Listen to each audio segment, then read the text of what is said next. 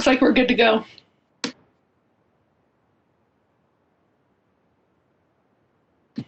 Except that your mic is off.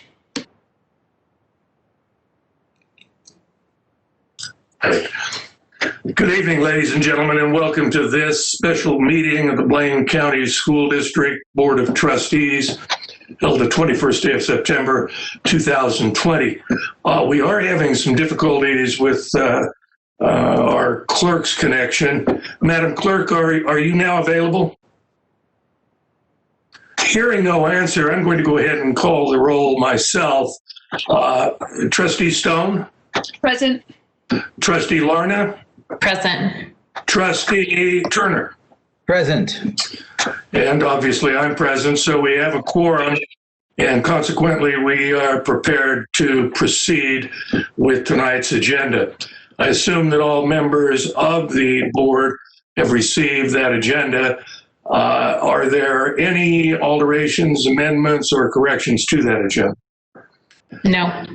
Hearing and seeing none, I will entertain a motion for approval of the agenda. I'll make a motion that we approve the agenda. I'll second that. That's moved and seconded. Any discussion?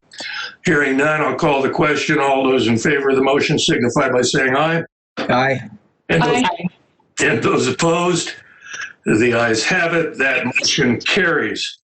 The first item on our agenda this evening, it's an action agenda item, and it is the review of COVID-19 conditions and possible progression to Plan A.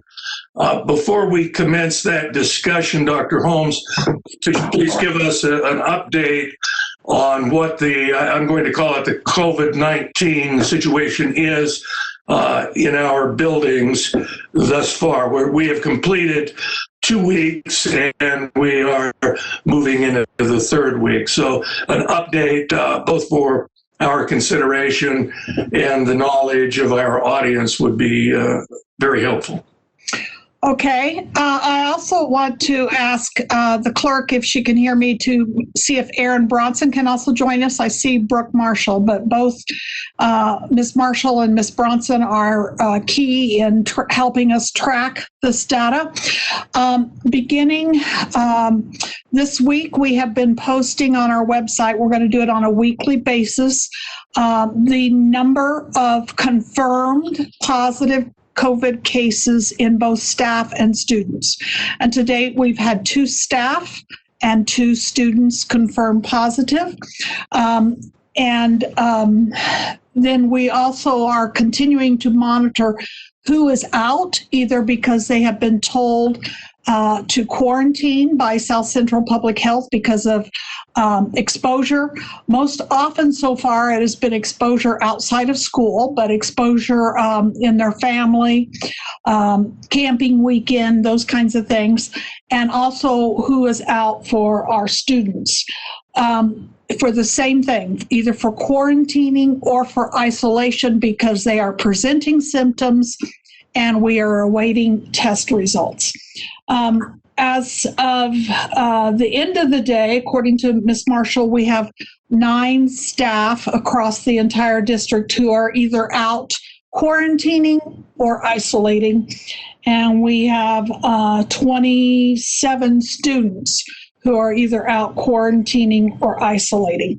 I think you probably saw in reviewing the materials that staff are generally very pleased with our masking and other precautions we are taking in our schools with people following those expectations and wearing masks and keeping away from each other as much as possible.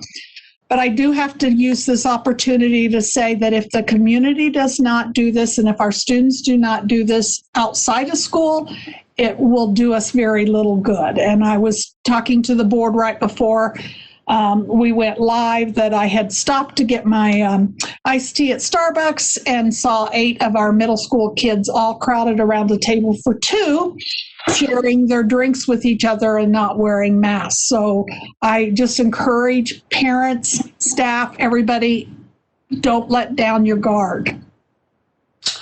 Thank you, Dr. Holmes. I see that we have Aaron Bronson and Brooke Marshall available.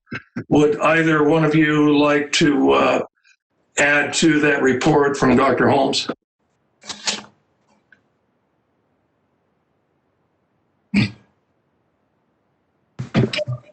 They might want to at least give you some There we go. information about how time intensive this whole process is.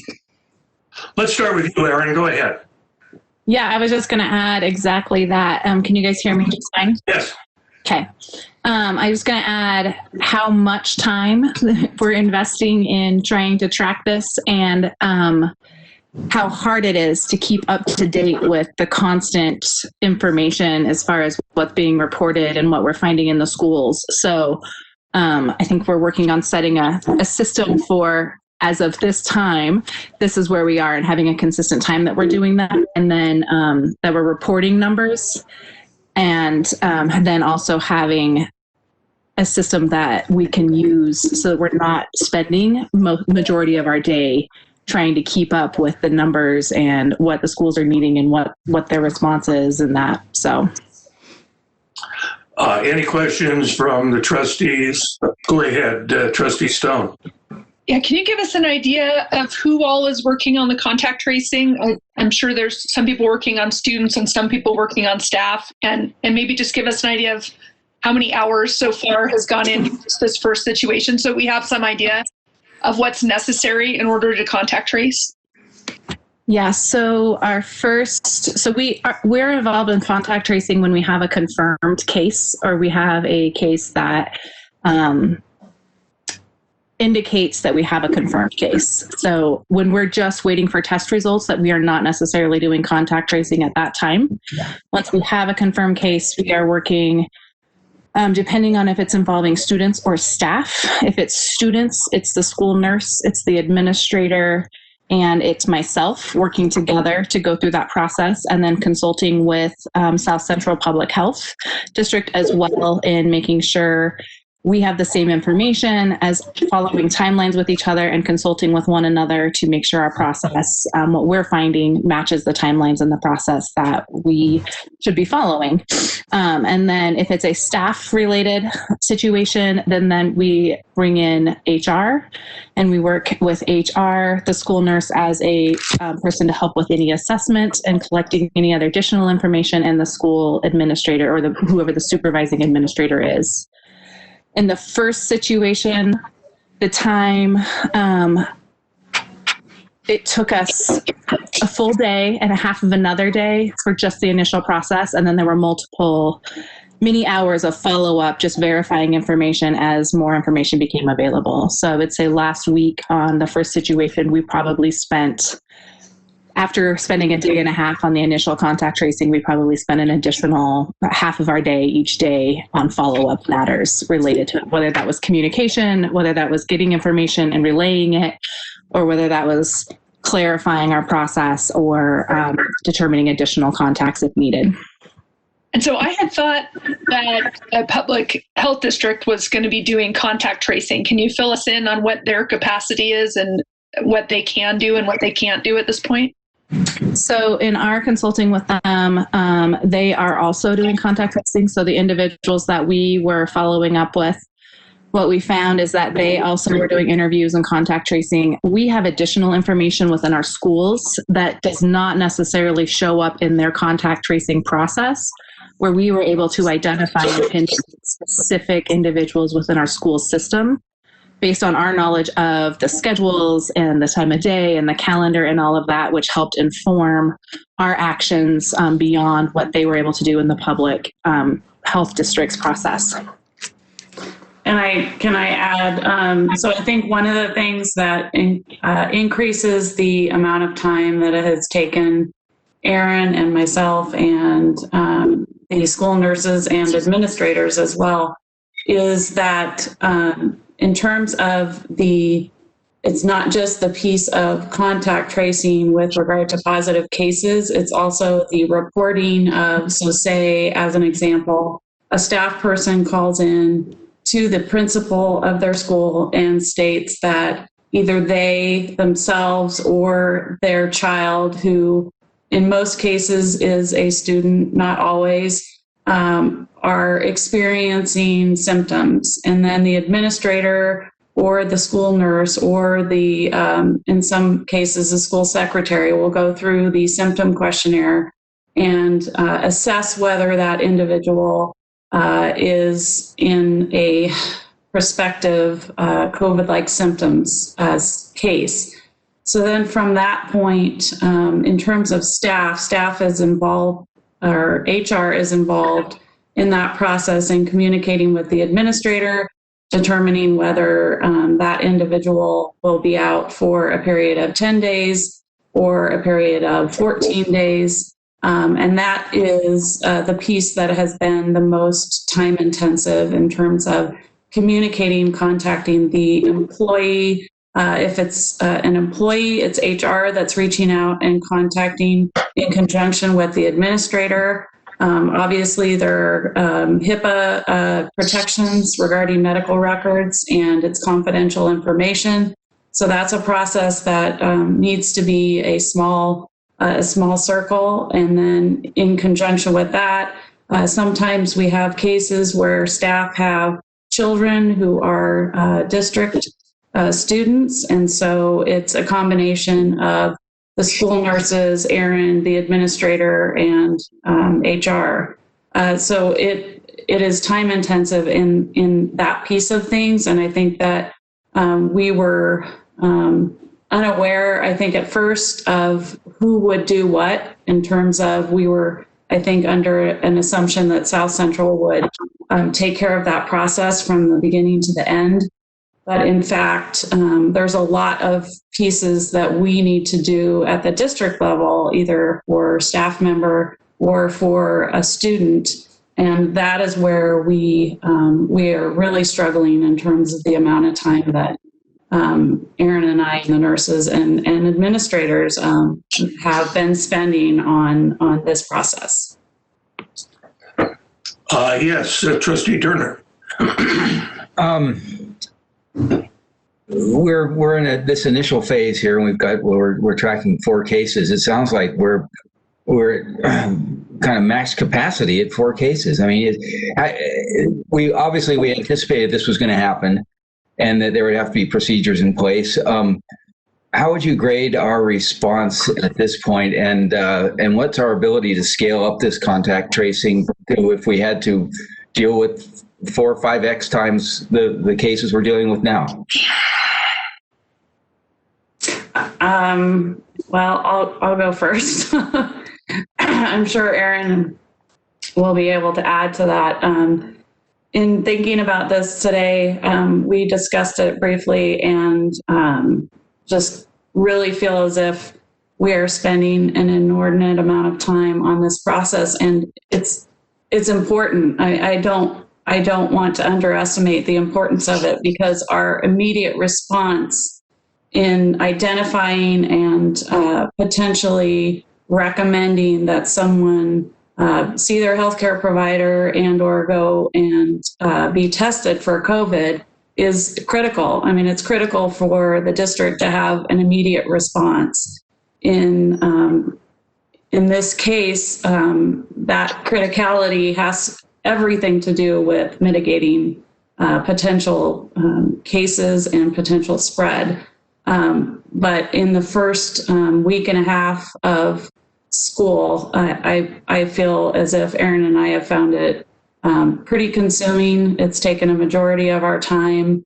Both of us obviously have full-time duties that we are not able to address because of the importance of this issue and the importance of trying to protect our staff and students and provide them with a scenario where they understand that we are truly following the protocols and recommending that they follow up with their healthcare provider or that they go and receive testing. But it has been pretty exhaustive to this point.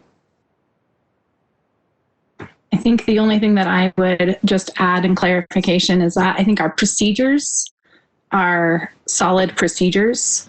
I think it's the implementation of them, that there's so many parties involved and so much time involved in the implementation of the procedures, to see the process from the beginning to the end, that is very time intensive. And we didn't list initially, but the secretaries are a huge part of this as well. Yeah. And so, I mean, they're the front line receiving the phone calls and communicating with the nurses and the administrators or whatever. So I don't think it's a matter of our procedures being off. I just think we didn't necessarily fully understand the magnitude of time investment that it would take to go with this. So to answer the question about scaling, I want to be able to keep breathing. So I'm worried about the idea of scaling at this point, because right now we're spending such a significant amount of time with this, with everybody, that other duties are not being fulfilled at the rate that they should be. Mm-hmm. Is this a situation where we might employ someone who could augment at least our resources in terms of contact tracing?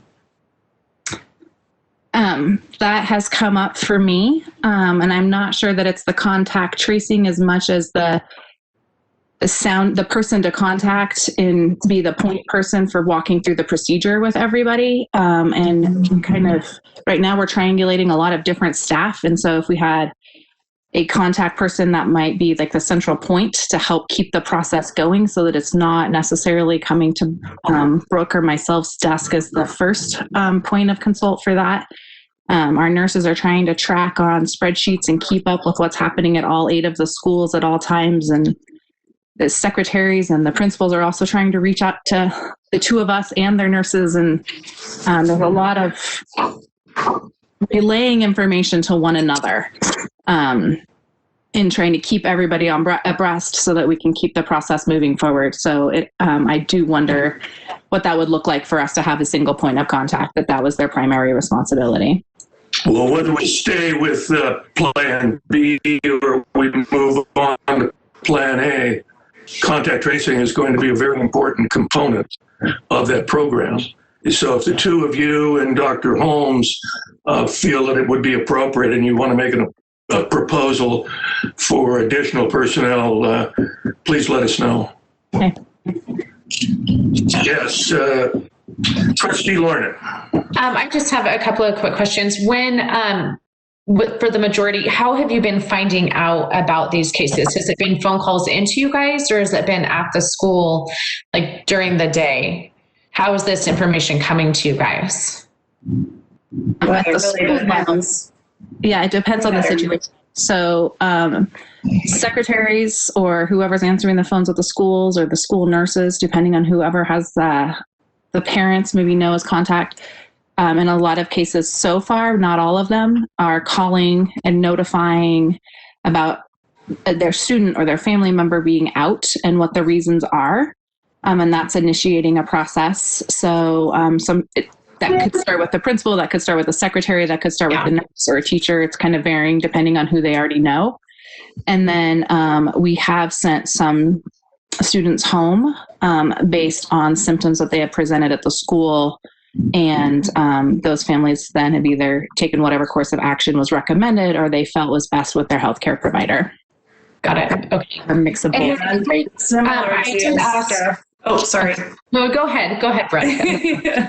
So similar situations for staff. Oftentimes it will be a staff member reports to their supervisor, their principal, that they are ill, and sometimes the principal will go through that symptom questionnaire checklist with them, and then a majority of the time the administrator principal will reach out to me, and then that kind of starts the process for the staff piece of things. Mm-hmm. Okay. And then I had reached out to, after the numbers were sent to us, I had asked if there was a way that we as board members, I don't know if it's something that we're able to show, I guess, with community for HIPAA reasons and maybe not, but in regards to some of the numbers, say there's a new group in one of the schools and there's 4 of them and they're all family members or they're all a certain group. Is that something that we could get, knowing, that all new cases are a family? or something to that effect? I think a challenge I have with that is we don't always know all the connections across families and the magnitude of that across schools. Each case has to be followed as an individual case. So while they may be related to one another, there's different tracking and there's different research that we're doing with each individual case to make sure we have all of the correct information. So I don't want to minimize the impact of what each one of those is, because grouping them together reports starts to come across as less of a magnitude and still has the same amount of individual research that they're all needing and have different information that we have to keep track of. Got it. And I think also, correct me if I'm wrong, Erin, but I think in a majority of situations, even if they are family members, they are students, they're spread across a number of different schools. So you have an elementary student, you have a middle school student, you have a high school student, and then sometimes a parent who is a staff member. So not always are they, and in fact, in a majority of the cases so far, they have not been at one school specifically.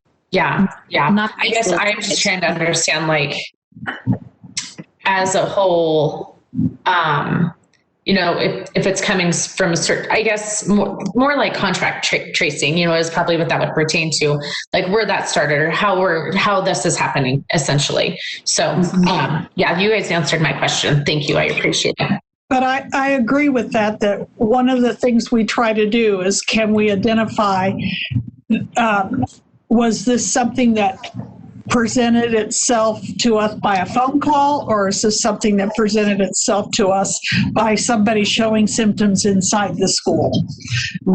Thank goodness most of them have been phone calls so far. People have been fairly responsible and keeping their kids home or keeping themselves home when they're ill. But that's the biggest thing I think we need to watch, is where's it coming from?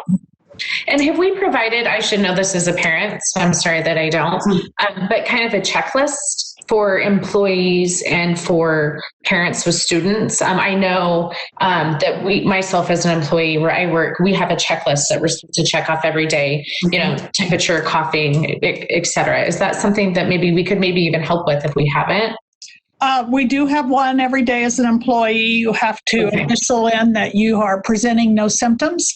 And we have sent home to our parents. I'll be happy to send it to you again because we are asking parents to also help us screen and not send students to school. And it's also posted on our reopening website too. So okay, thank you. And I think, Erin, isn't it? I just saw one coming, came from in my child's backpack last week. So, and I think all the forms as well are posted in the staff portal. So that doesn't help, obviously, parents and families, but it's a part of the reentry plan. But then also for staff, it's part of the staff portal on the website as well, where forms can be accessed. Trustee Stone. Can you give us some idea of what the impact is of having 8 staff who are quarantining?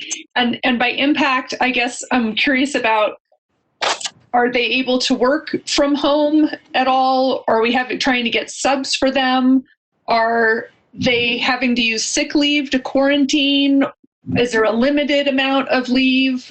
Things like that. So in terms of, let me try to, I might have to ask you to re-ask the questions. In terms of staff. Brooke, could I interrupt for just a moment? How many of those people are teachers, the staff that are being isolated or quarantined? Let's see. 1, 2, 3, 6 or 7. 6 or 7. And so in each of those cases, we have had to find a guest teacher to fill in? Try to. In some cases, we're not able to fill that position, not because we don't have enough subs, at least at this point, but our subsystem starts at a certain time in the afternoon calling when we know about an absence When substitutes sign up or when guest teachers sign up, what they do is they fill out an application form. They indicate what their level of experience is and also which schools or which positions they would be interested in accepting as a substitute teacher. We have had some difficulty in filling some of those positions, and it's just, there's not really I don't think there's a rule of thumb in terms of, at least at this point, in terms of subs, but we traditionally also have difficulty filling some positions at some schools.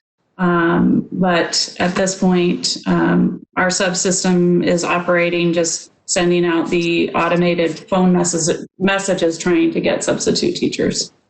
Yeah, we kind of stepped on Trustee Stone's question. If you want to go ahead and answer that. Okay. So in terms of remote teaching, we have had discussions with a couple of the administrators. Some of the positions lend themselves easily to remote teaching for a classroom teacher, also for some of our school psychologists, say, or a speech language pathologist. We do have the ability to have the administrator work with that staff member, coming up with lesson plans, also doing remote teaching. We had an instance recently where the teacher was able to actually teach from home. That is really, I think, a building level decision, but it is something that has occurred so far. Really does depend on the position and whether it lends itself, that job description.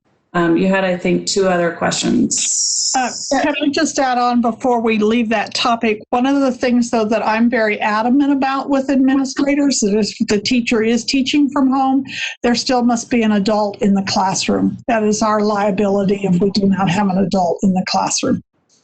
And the other piece to add on to that is there is accountability with regard to the remote learning. The administrator will work with the staff member to create some sort of work log that indicates, the time, the date, what they were doing, the subject matter, if they were teaching a class, if they were doing lesson planning, so that there is a written record of documentation of what that individual is working on and at what time and on what day.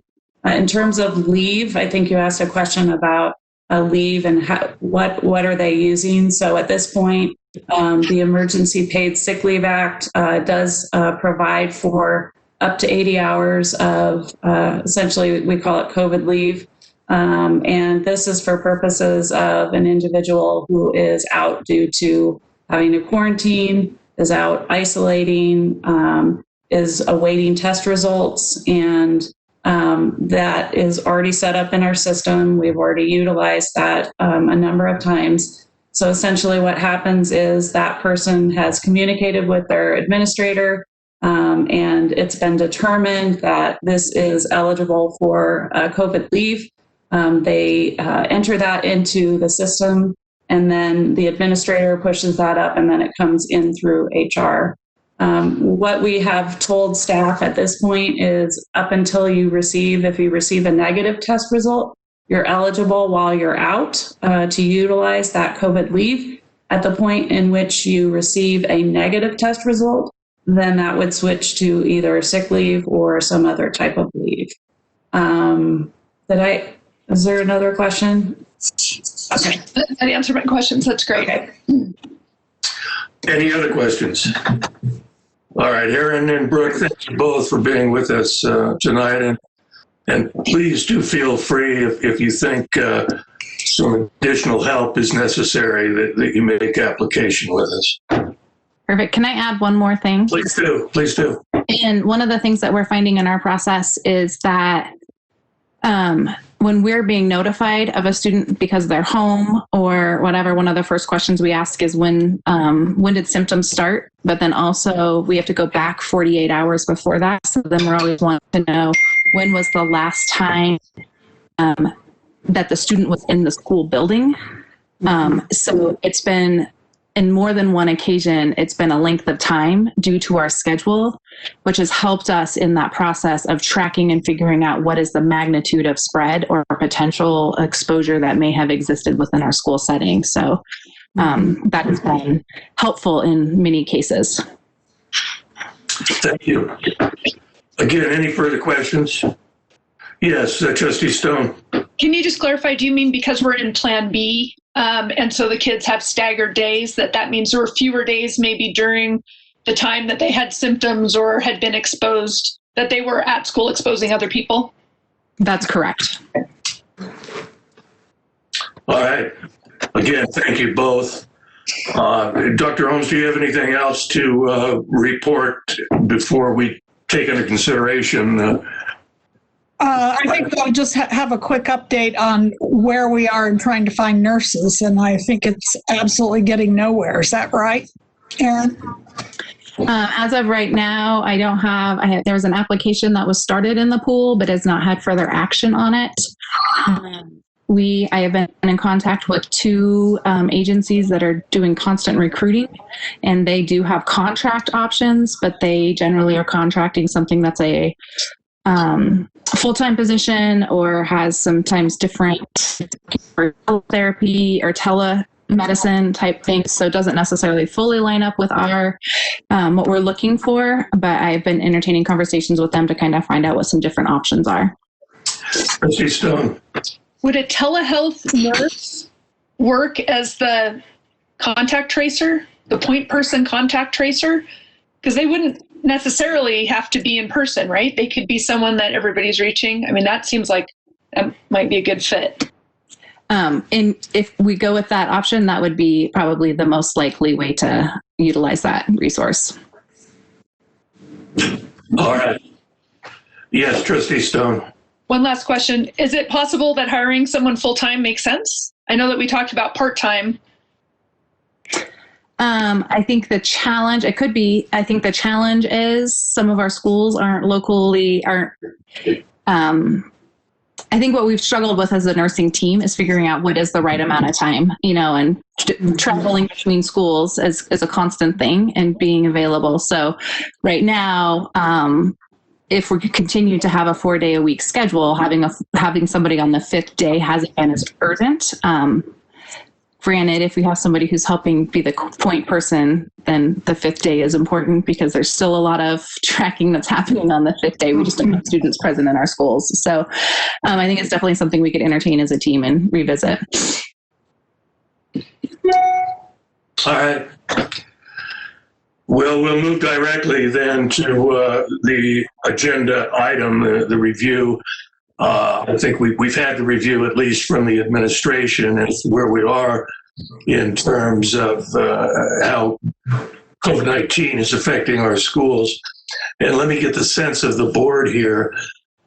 We have this item as a reconsideration, and we could, if we choose to do so, order that we move from Plan B to Plan A. If we take no action at all, that would simply mean that we continue with Plan B. We could proceed by having someone make a motion either to remain in Plan B or to move to Plan A, have that seconded, and then we could discuss it in terms of an actual motion. What is the preference of the board?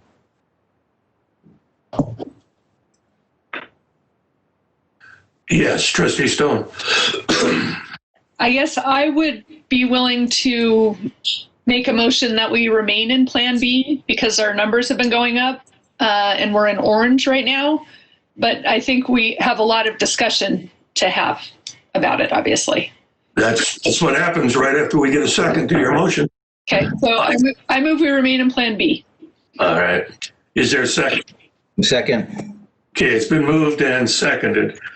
Discussion, and I think the way that this would work most productively is if we call, at least initially, on each trustee to give us an idea of what informs their opinion, how you feel at this particular time, how you might vote, although obviously we're not voting. So let's start with you, Trustee Stone, and we'll go to Trustee Lorna, and then to Trustee Turner.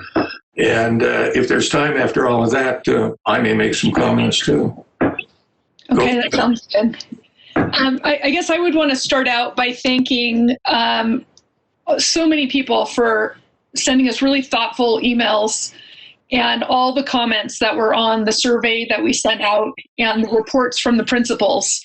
I've read all of them and really taken them to heart. And it takes people time to do that, and I appreciate them taking the time. There's just no question that this is a really hard time for everyone, and that there aren't any great choices or perfect solutions. And it makes it really hard to hear them all. But I feel better about having to make decisions being really well informed. And I think our whole community has been coming out to keep us informed so that we can make the best decisions that we can. So thank you to everyone. I had this hope that we could respond to every email, and I finally decided that reading every email was going to be more important than actually responding to every one of them. So your email was read, I promise, even if you didn't get a response. I did take some time this morning to go down to Alturas and see what elementary school looks like right now with COVID. And it was almost kind of overwhelming what they are doing and how they're doing it. And I'm sure it's true at all of our schools. Trying to talk through a mask all day is exhausting because it takes a lot more energy to project your voice through a mask. The kids, I think, are feeling not engaging as much because just having a mask on kind of silences you. They're hard to understand through the masks. There's just constant cleaning, a shortage of staff. It's really challenging. And yet it was amazing to watch. I mean, the kids were great about wearing their masks. The staff were great about wearing their masks. They had their arms out trying to stay spread out. Their desks were spread out. I just thought that they were doing an amazing job, but I was really, really impacted by how much additional work it is for something that's already, a really challenging job. So I am so appreciative of Principal Brad for taking me on top of everything else and having me come down there, and for all the work that everybody's doing. Big kudos to everybody. So I think all of that stuff weighs in. When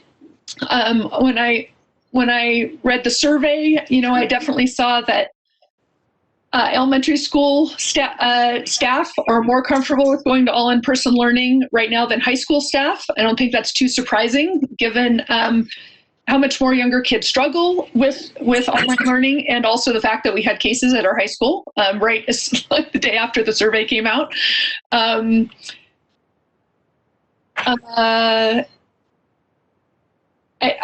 I would also say from the survey, and I read all the responses, that the majority of the responses recommended giving the hybrid plan some more time because it allows more space for kids to spread out. It gives students and staff time to get used to the schedule. They've only been on the schedule for 2 weeks. We need to wait longer to see how well it's working, to understand what the impact is. And having more time with fewer kids also gives teachers a chance to really assess where they are, which will help them as they're addressing those things going forward. Just having fewer kids in the classroom gives them some really good concentrated time with those kids.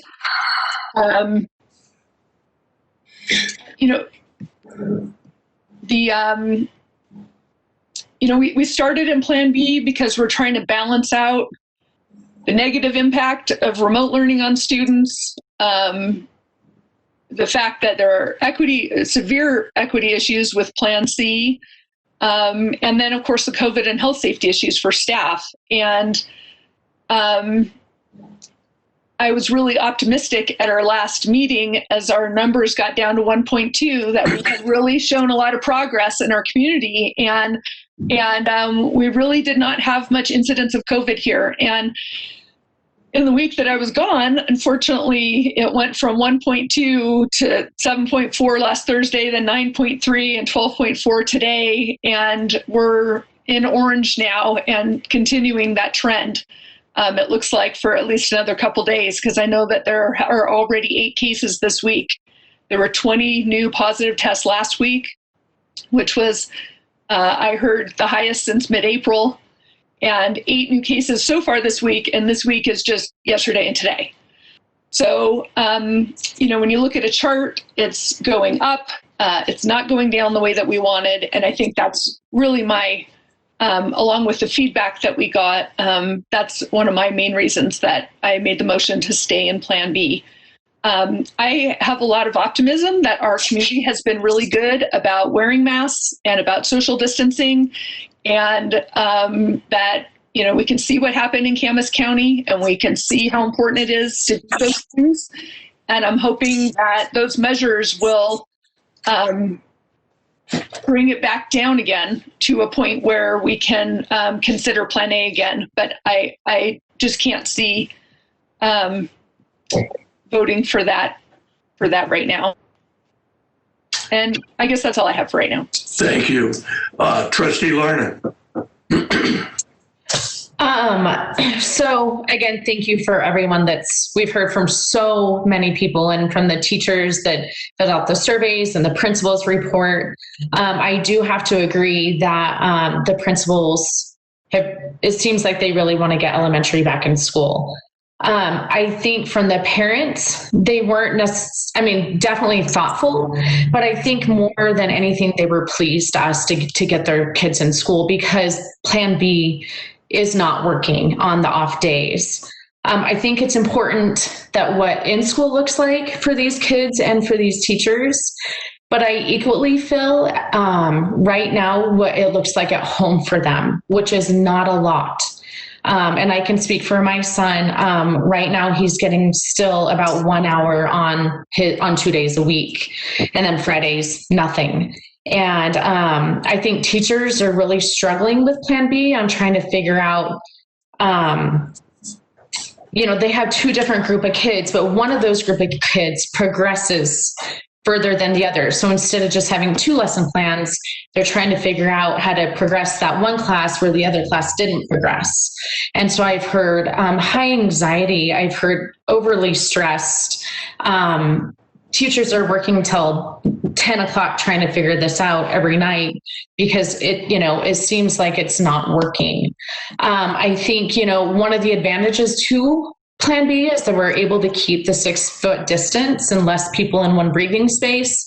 But I think that we've all seen, and this has been one of my biggest arguments with Plan B, is that we're not actually lessening the exposure of the student when on off days they're in other programs with no control of a mask wearing, et cetera. It increases their chances of getting sick, because we're exposing them to far more children than just their classroom who they would be every day. Children are going without any education on their days off, and they may be assigned assignments, but that doesn't mean they're actually being educated or there's teaching in place. They have work, and then these kids are feeling really frustrated because they can't move any further along until they see their teacher the next day. And I know that I know, for instance, one kid is going in every morning, whether it's their day or not, because they're getting help. So that teacher then is working from 7 a.m. till 10 to try to figure this out. It's a very committed teacher, and we're so grateful, but I don't feel like they deserve that either, the teachers. I really feel that, and again, I know I've said this over and over, but I think public schools aren't just a place of learning. They're a huge safety net for our kids, for health services, for meals.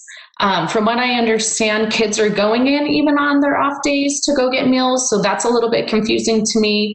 A huge majority of our students, we're so grateful for the BCRD and the YMCA, but a lot of our students are privy to that, or, tutors or anything, I don't know. I know that, like, the Harvard epidemiologists that we were talking about are, we keep going back to Harvard, and they're telling us the same thing, that if you want to limit children and teachers' exposure to infection, it's better to have the students spend time with the constant group of peers. And I think we've all seen, just like Dr. Holmes was stating, and who knows if these kids were in school or not today, but a lot of students aren't sitting at home on their days off. They're out with their friends at Starbucks, or they're doing whatever they're doing. And I think that that's something that we really need to consider, that we're wasting these kids' time and their education. We're not fulfilling these days with education. So whether it's, if we voted to go into Plan A today, the students don't start tomorrow. They start in October. And so if we vote to go into Plan A, even with elementary, and start slowly and say, let's get these kids who are sitting at home alone, who are 7 years old and getting nothing 3 days a week, and get them into the school. And maybe even at that point, if it is just the elementary, then we can utilize the auditorium or whatever on some of those bigger classes so they can 6 foot distance. But I think there's another way than just to say, no, we're going to stay on Plan B and continue to offer these kids nothing. We're failing our kids' education, and we're failing them. Thank you. Trustee Turner. Yeah, like Trustee Stone, staring at these numbers a week and a half ago, I was so hopeful that we were going to be in a place where we could really do something positive about getting these schools open. But these numbers are just going in the wrong direction here. I want to echo the statements made by the previous trustees about the value of all the input we've gotten from the community on this, from the parents and the teachers and all the surveys. And yes, we've read every one of them, and there's so much great input and so much commitment to this on the part of the community. But there's no but. It's just great. I really appreciate it. I'm highly aware and concerned about the equity issues that Trustee Lorna brings up. We had one comment that said, half the kids have tutors at home and the other half are taking care of their younger siblings. There's a massive equity problem there, and it's getting wider. And when we do get these kids back together, we're going to have a heck of a lot of work to do to get them to where they need to be to have a successful public education. But again, with the direction these numbers are going, I also look at the impacts throughout the community. I mean, you talk to the folks on the the economic councils and so forth, and they talk about some of the fires, a $50 million event. They're talking about this maybe being up 4 times that, maybe costing this community $200 million, and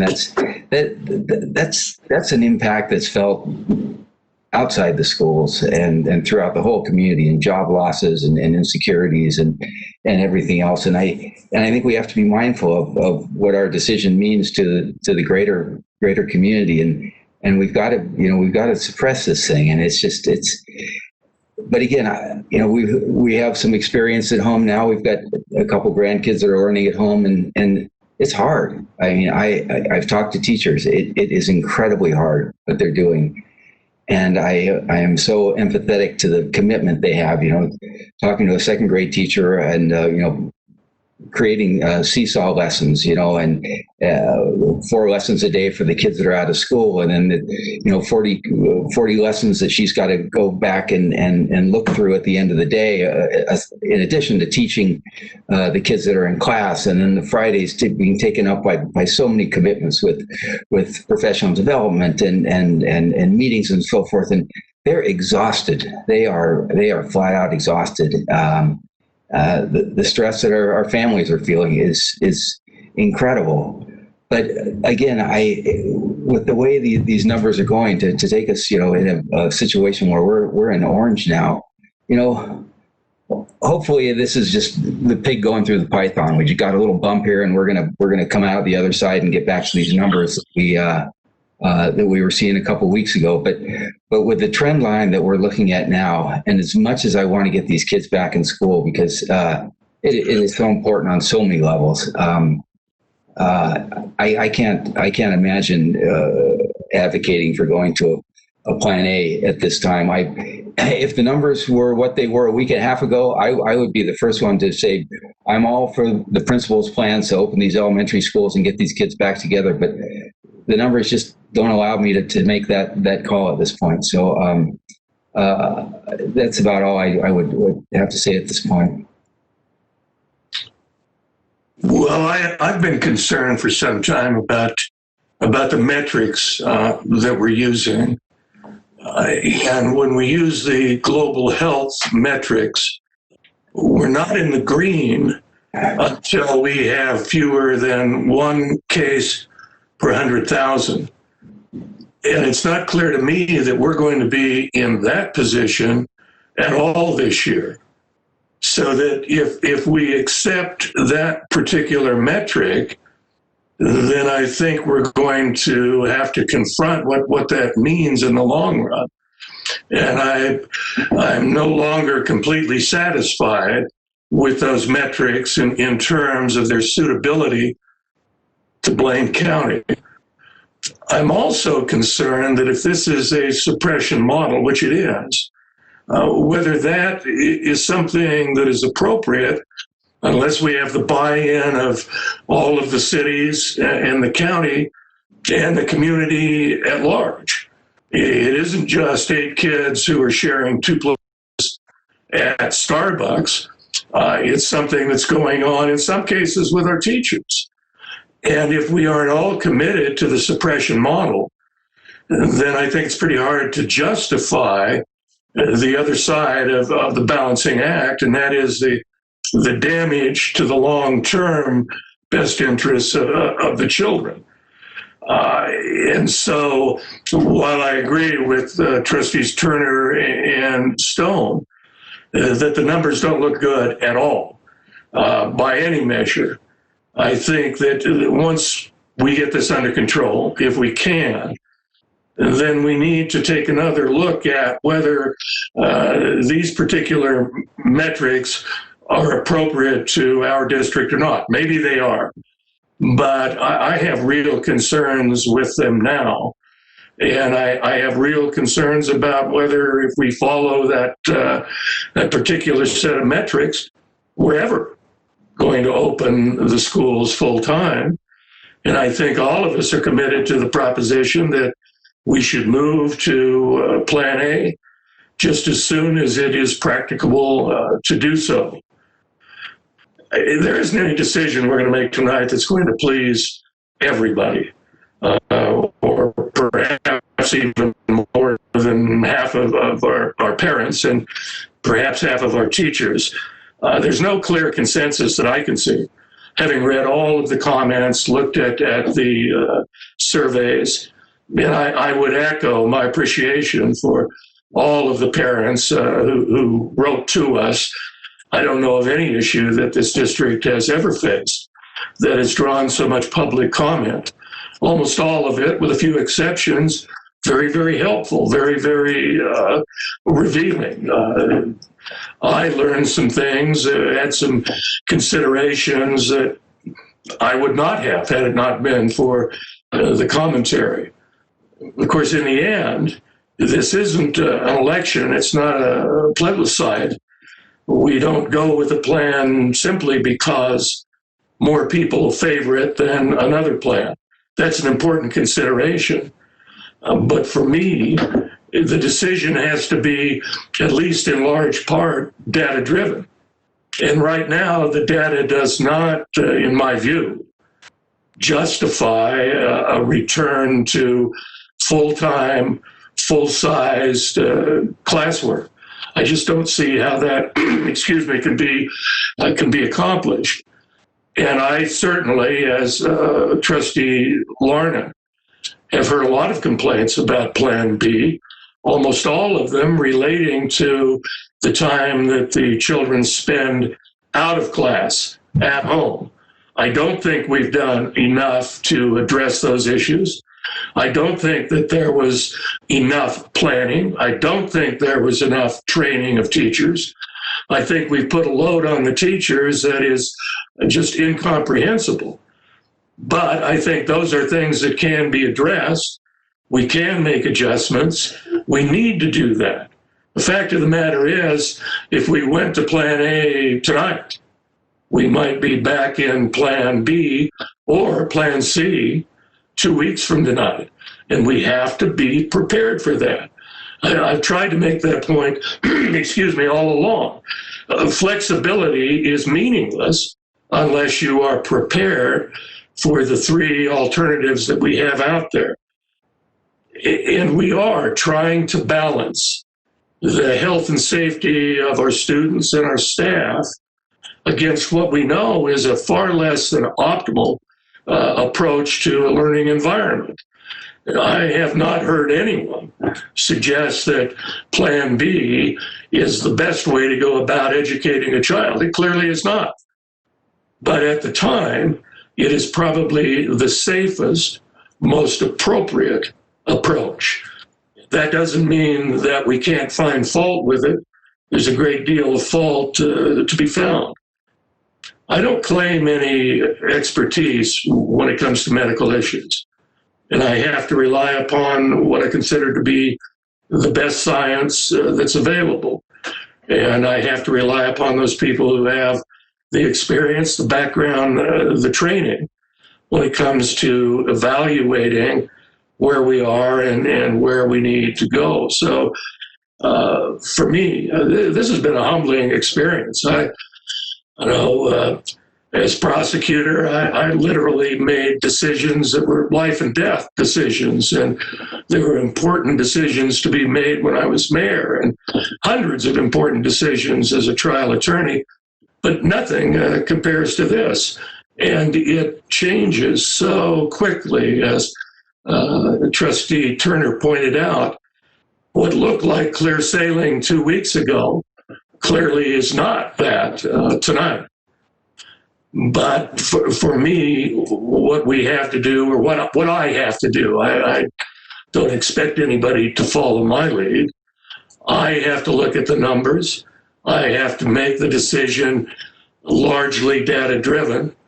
I very much appreciate the situation that parents are in, the teachers are in, the community is in. But if we're going to do suppression, we got to have total buy-in, or it makes no sense for us. For the time being, I think we stay in Plan B. We try to make improvements, significant improvements. We try to make sure that the time the students are not in class, they are still learning. And so that's my summary of my feelings. Trustee Lauren, did I see your hand up for a moment there?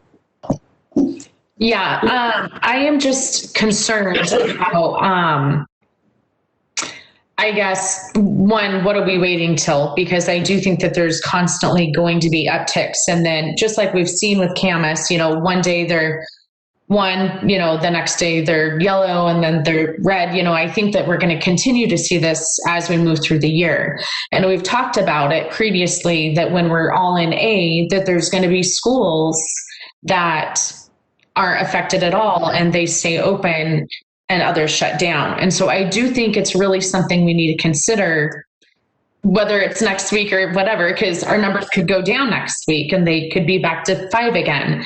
And so I think by delaying these kids' education any longer, or saying we're not going to make the decision, by October 8th, it could be gone again.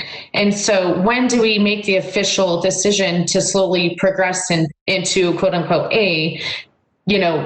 I just think we're missing so much of this with us trying to project what it might look like in a week, because we don't know. And also saying that, we think that it might be in the red in 2 weeks, but it might not be. So then we decide to wait another 2 weeks and make the decision. But even on the day that they all decide, there could be a school that has an outbreak.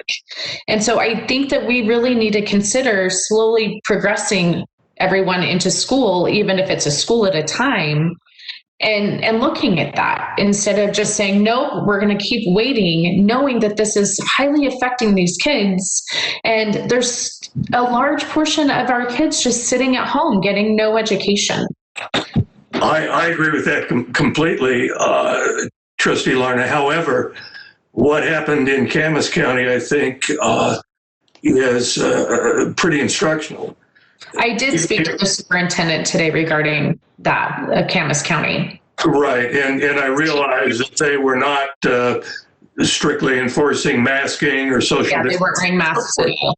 But that's the real danger, that if there were to be a significant surge, we would have to go not from plan A to plan B, but from plan A to plan C.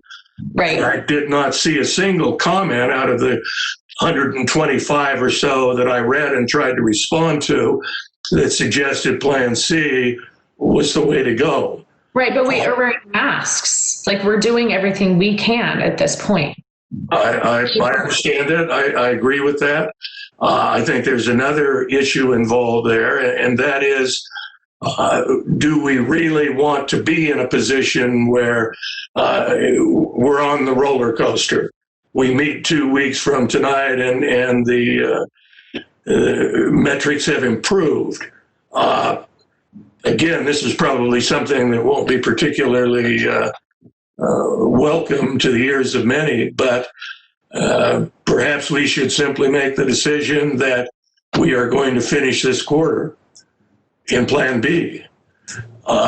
Because another aspect of this is the teacher's preparation, the plans that have to be made by the parents, the effect on the students of moving back and forth between these alternatives.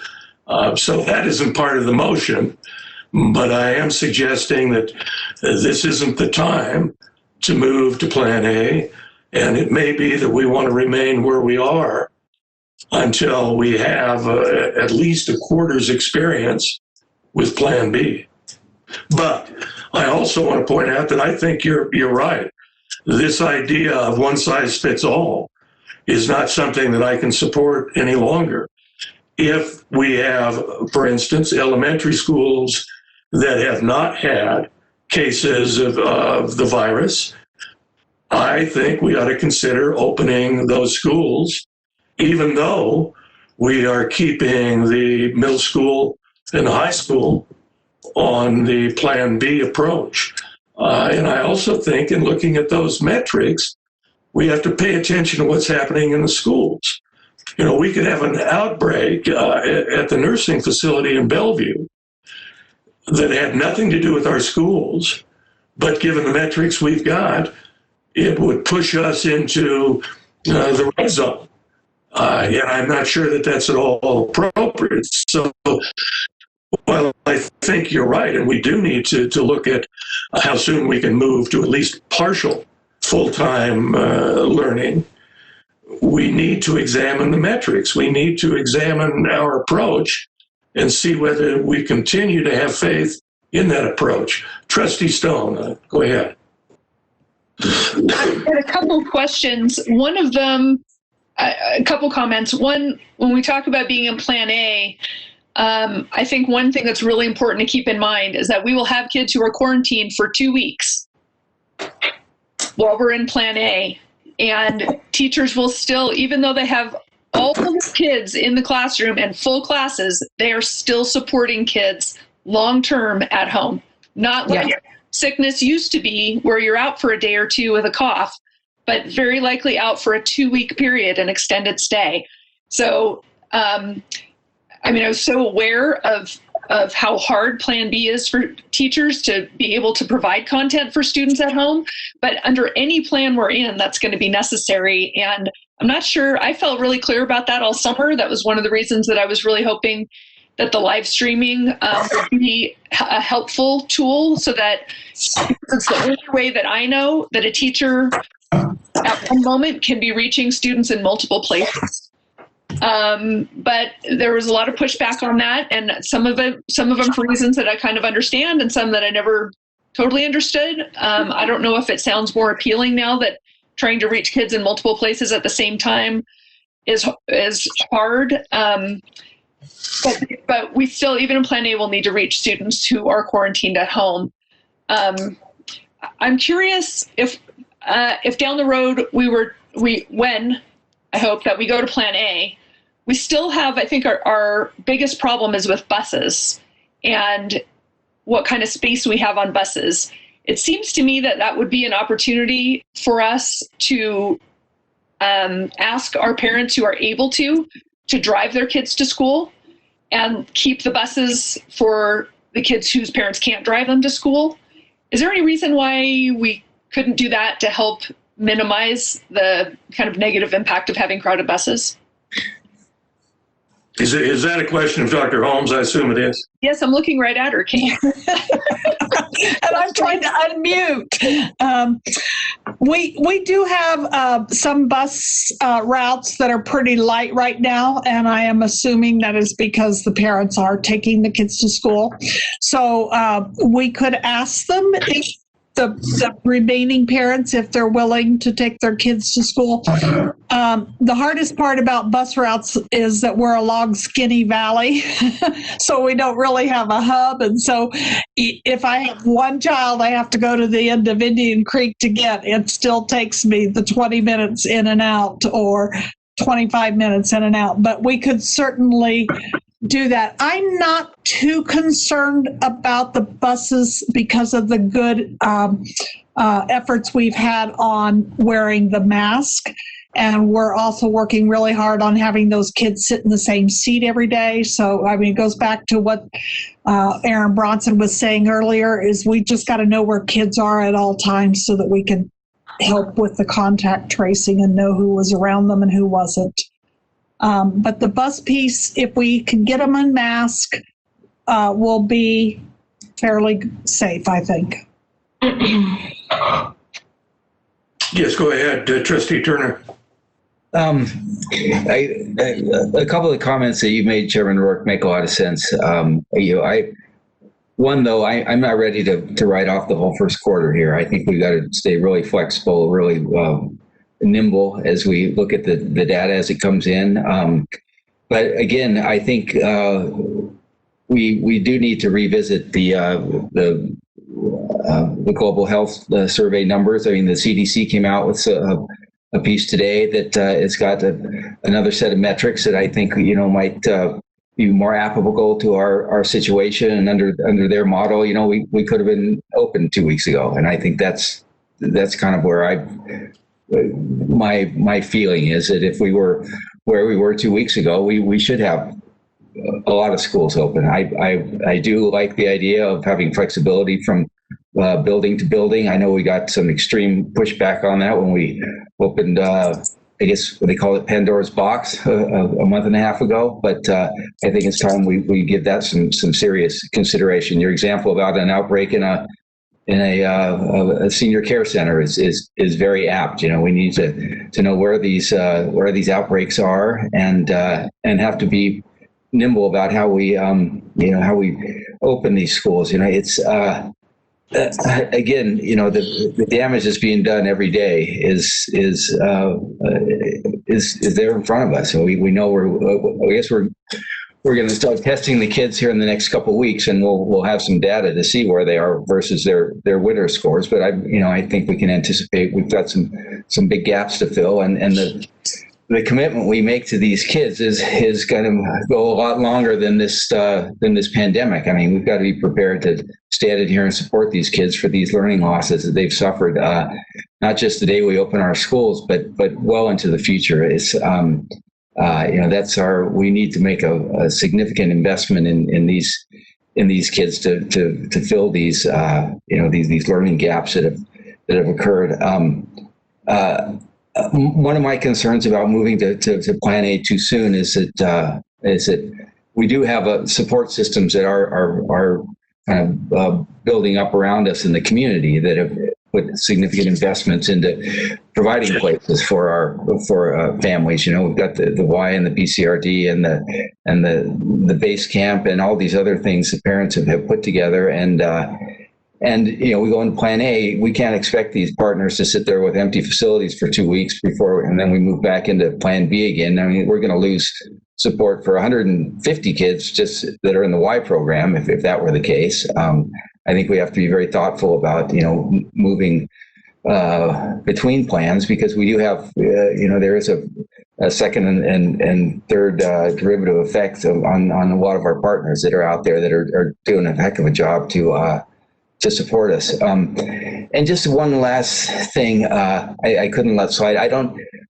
I don't agree that kids aren't learning on their days out of school. I've got firsthand experience that that's not the case. There are a lot of teachers that are doing a fabulous job reaching out to kids, and hopefully more kids can access that kind of outreach. I had a sixth grader yesterday that spent 4 hours working on a critical thinking assignment on a Sunday afternoon. It was a fabulous exercise, and it was.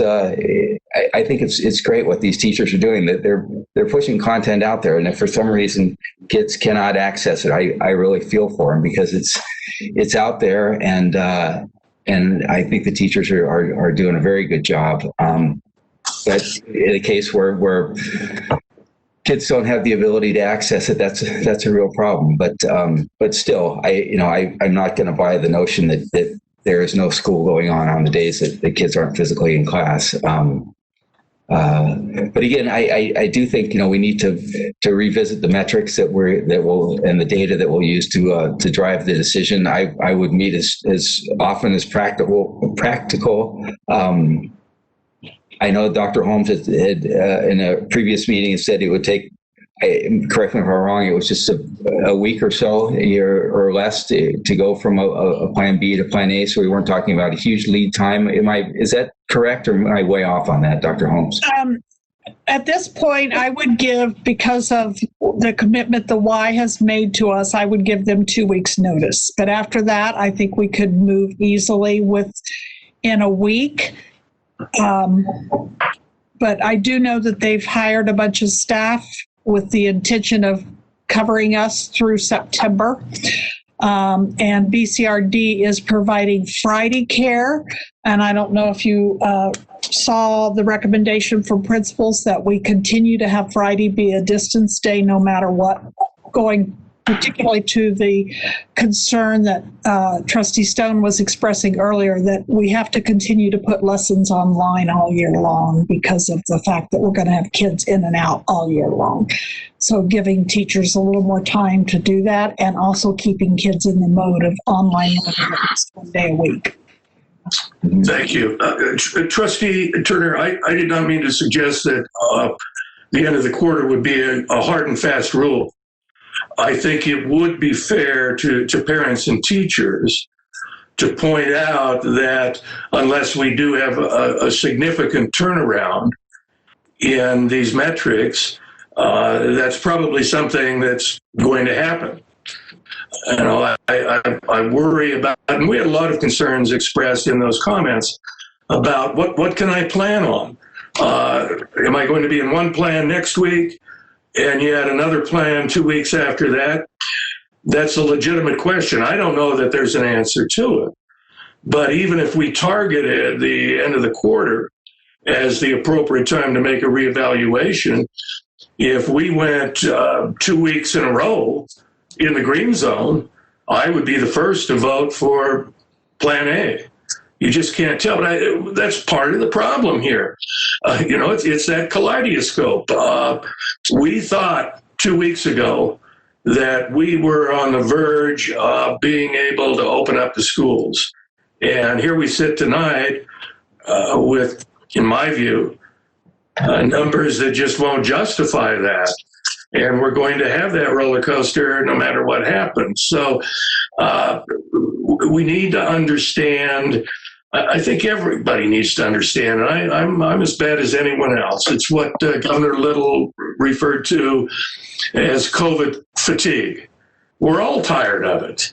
And I don't have to sit home or don't have to come home from work and spend the next 3 hours helping my children with their online learning. So we are tired. We're done with it, as some people would say, but it's going to be with us. We're going to have to deal with it. It is not going to go away. It hasn't gone away. This nonsense about Blaine County has achieved herd immunity, so we can do whatever we want to do. It's just that. It's nonsense. And we are going to be looking at this every board meeting that we have from now until the end of the school year. But I'm not looking for hard and fast rules. I am looking for some guidance to parents and teachers. You better be prepared, all of you, like it or not, and we don't like it any more than you do, for a long-term stay in Plan B. Now, if we can reevaluate those metrics, which I strongly believe we ought to do, if we can look seriously at opening the elementary schools and perhaps opening the Cary School entirely, then I think we ought to do that. Let's just see how that works out. And as I say, we're not, with our decision tonight, going to please everyone. And we might not please even most people, who knows? But that's part of the responsibility that we've got. Go ahead, Trustee Stone. I was trying to work out a proposal that's really kind of in line with some of the things you guys have been talking about. You know, would we consider starting by reopening elementary schools before reopening everything? We don't have clear science on that, but there seems to be actually a fair amount of credibility that that's a safer way to start. And there are other districts that are doing that now. And I wondered, with our concerns about what global health initiative, what they use for numbers, at less than 1, that maybe that's just too low, realistically, and that maybe 3 or less was going to be my proposal. I mean, it's all kind of arbitrary, but I think picking a number like that, something that's 3 or below, would be a possibility. At that point, we have to be in that for a certain amount of time, say a week, and to look like we're staying there, that we're not just bouncing. And at that point, switch. We'd need an exit strategy. I think, one thing we haven't talked about, I think before we're in Plan A, we need a contact tracing strategy, because we don't have one right now. We don't have one. And it sounds like, well, we do, but they have full-time jobs that are also really critical right now, right? And but it seems like, one possibility, if we can get a contract nurse and there's services for that maybe that could be a solution. So I don't think that's unsolvable, but I think it's something that needs to be addressed before we do anything else, because that might be the difference between being able to stay in Plan A, quarantine the right people, and keep things going, instead of just having to do a massive shutdown right away, which of course doesn't help anybody. So I think that's an essential component of keeping our schools open. And just to add on to that, there's other schools doing this right now. And so maybe we need to reach out and see how they are doing that, the contract tracing. And, a lot of schools, I believe Murtaugh, their high school is shut down, but not their elementary right now. And I think that they're like a K through 12 from what I understand. And so that superintendent, I know, I spoke to her as well, I think would be really beneficial in that process. I think that's an excellent idea. Well, I think we ought to expand that. I think we probably need to put together a task force that can canvass all of the schools across the state, or at least a representative sampling. There are schools that are operating on a full-time basis and have no remote learning at all. How are they faring?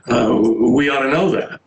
And if a particular school is having difficulty, experiencing a lot of cases, for instance, on a full-time basis, are they stringently enforcing masking and, to the extent they can, social distancing and good sanitation? We don't know enough about that. And one of the things that I think I mentioned and we all agreed upon several weeks ago was that one of the advantages in delaying the start of our school year was that we could learn from other school districts. And while that's true, I don't think we've done enough to find out what's going on there, and we need to do that. If there are ways that we have not anticipated or explored, to go to a plan A. We ought to know about that. We ought to have that information, and right now we don't. So I agree with you completely on that point, Trustee Larna. Trustee Stone, go ahead. And you recommended a task force to look at that. Any suggestions of who you'd want looking into it? Or who makes sense to do it? Yeah, I think that'd be a great job for you. That's what I was afraid of. I think that's something we could kick around a bit later and get advice and suggestions from Dr. Holmes and other people who are involved here.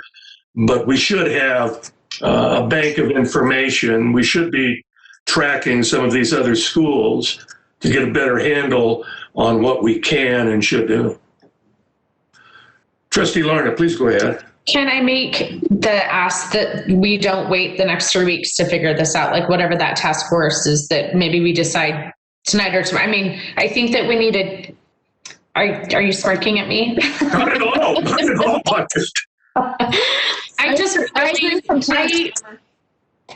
Excuse me, Trustee. I agree completely. Yeah, I just think that right now, like some schools have the opportunity to open right now, and because we're in the orange, we can't, or whatever the case may be. And again, there's going to be schools that when we're all in A, hopefully that are going to have to shut down. So what does that look like? So we should have already, had this a little bit in place. And so I think the sooner the better that we can do this and have a deadline to get that done. Or maybe it's done and we just need to research more with the people that are doing it. They're maybe just really overwhelmed. Well, let me suggest this. I already feel like I'm a full-time 60-hour-a-week trustee, but once we get this issue decided, because there is a motion on the floor, if you want to make a motion that the vice chair and I put together immediately, but certainly by the end of this week, a task force to do just that, I think that would be the appropriate way to go. If that works for you, Trustee Larna. Yes, Trustee Stone. I think to Trustee Larna's point, I think not just to research what other schools are doing and what maybe we could be doing that would improve our chances of being in Plan A, but lay out more clearly how that will work, what the parameters are, and how that would work. There are so many different variables that it's really hard to have hard and fast guidelines, but I think we could have more guidelines at this point than we do. Trustee Turner, did you want to chime in here? Yeah, I like the direction it's going. I think the timeliness is huge here. Again, I don't want to have large delays here. The latest CDC outlines that Dr. Holmes forwarded us today uses the number 5 for 100,000 as the zone which is lowest risk of transmission. So I think we need to add all these inputs into a matrix that will give us some more flexibility, and I think we need to do it as soon as possible. We've been reminded on several fronts that there are schools in our community that are open and that are functioning just fine as it is. So I think we need to put this thing on a fast track and hopefully get these numbers coming our way a bit and get us into an A situation. Certainly. Any other discussion? The motion. Go ahead, Dr. Holmes. I just wanted to add, when you said researching other schools, that Mr. Fletcher and I spend every week in meetings with both the Magic Valley and Treasure Valley. So we are very aware of what other schools are already doing and what's working and what's not working, and why Twin Falls has 300 kids on quarantine 1 week. And so we've got a lot of information from other schools. Is that something you could? You're going to need to share that with us, Dr. Holmes. Okie dokies. And I'll certainly talk with you tomorrow about setting this up, because that is, in fact, an excellent channel for the information. Trustee Stone, did you have a further comment? Any further discussion on the motion? It has been moved and seconded that we remain in Plan B until further notice. All those in favor of the motion signify by saying aye. Aye. Aye. Nay. And the chair joins with the ayes. The motion carries. But please rest assured that we're not done with this by any means. We are going to take a new look at it, head to toe, and do what we can to advance the cause of Plan A, as it were. All right. How's everybody doing as far as a break is concerned? Can we move to the next matter without undue discomfort being caused to the trustees? All right. I think that we have our athletic director, because that'll be coming up in just a moment. Is Mr. Fletcher with us?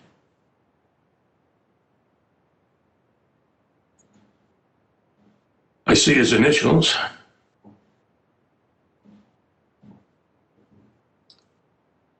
Brian, are you out there? Uh-oh. Dr. Holmes, is he appearing by phone? Or is No, it should be by, there he comes. Now let's see if we can get his voice. All right. Welcome, Mr. Fletcher. Brian, we still can't hear you. No.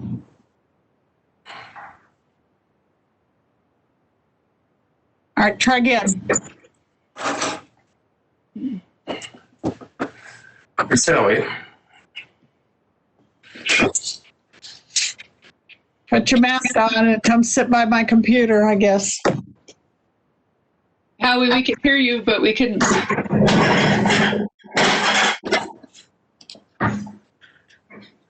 Come to my office. You can use, we'll double up here. Howie, can you hear us okay? Yes. Okay, good. We'll wait just a moment for Mr. Fletcher to relocate.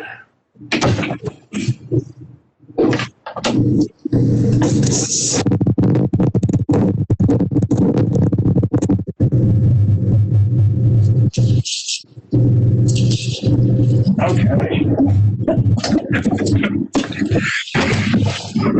There we go. Okay, can you hear me now? We certainly can. Thank you very much. Wonderful. All right, this is a consideration of the asset swap with the city of Haley that we have discussed previously. I want to thank both Howie and Brian for the work they have done, not just recently, but over the course of these last 3 years. These were some fairly complicated issues, and I think they have worked out an excellent proposal. And I know that didn't happen just by chance. There's a lot of work that's gone into it. Did any of the trustees have further questions, either of Mr. Royal or Mr. Fletcher, as regards the proposed swap?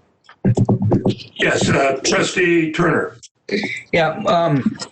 Again, I appreciate all of the work you did in presenting the financials of the project, and especially when it came to annuitizing our stream of potential water savings income. The one piece I wasn't, that gives me a little bit of pause, but not it's not a deal breaker, but it's the valuation of those 28 acres in Croy Canyon. Again, when was that appraisal made? And we're weighing the value of these water rights, but we don't weigh in there what the potential price appreciation would be of these 28 acres. I mean, it's not a static asset. Also, it has a fluctuating market value. So, any comments on that? When was the appraisal made? Do you think it's current? I know the real estate market's hot in the pistol, and I just want to make sure we're not giving away an asset that that might further appreciate in relation to the whole deal. So I'll answer that question. The last evaluation on that property was last summer. And Howie, please correct me if I'm wrong on that. So it's just a little over 12 months old. And we have no doubt that, in fact, that property has increased in its appraised value since that time frame.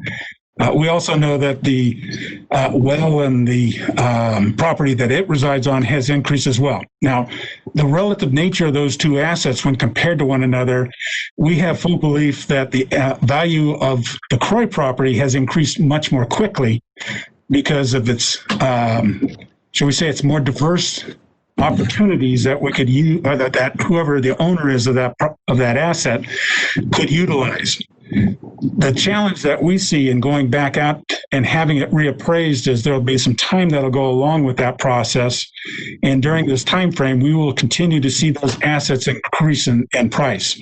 I will freely admit to you that, you know, we're probably talking about a 2 or 3 month time frame in regards to a reevaluated appraisal versus the 12 to 14 months from the last one.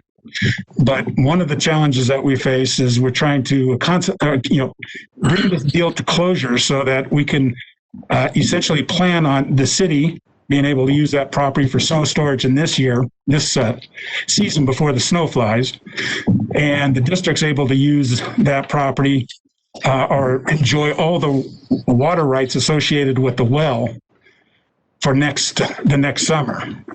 So the deal does expire in October. Now, that being said, just like we did in 2019, we can always sign an extension, another 12-month extension on that particular MOU, if the board so chooses to ask us to go back out and have the property reappraised.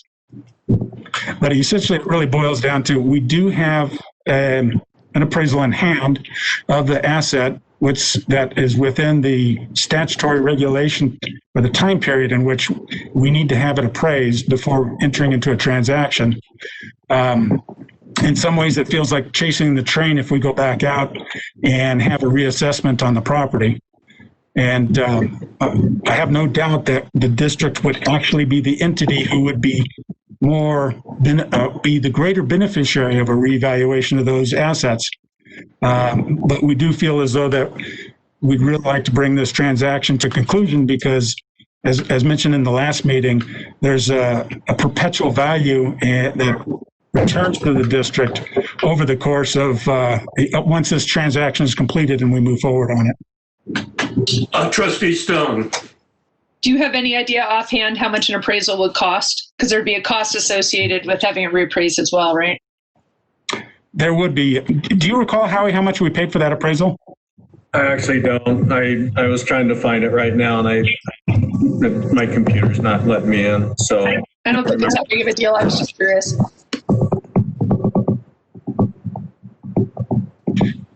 Trustee Turner, did I satisfactorily answer your question, or did you have a quick follow-up? No, you answered it as best as you could. There was, we're leaving something on the table, but I don't know how to quantify how much it is. But there's a lot of moving parts in this thing, and I would hate to lose access to that water over chasing appraisal. If that's what it would come down to. Other questions, either of Mr. Fletcher or Mr. Royal? All right. Given the fact that we have received a great deal of information about this, I will entertain a motion to approve the asset swap as outlined. So moved. Seconded. Moved and seconded. Is there any discussion? Hearing none, I'll call the question. All those in favor of approving the asset swap will signify by saying aye. Aye. Aye. Aye. And those opposed, the motion carries. Thank you very much, Mr. Fletcher and Mr. Royal, for being with us this evening. Thank you. Thank you for all your work on that. Yeah, thanks.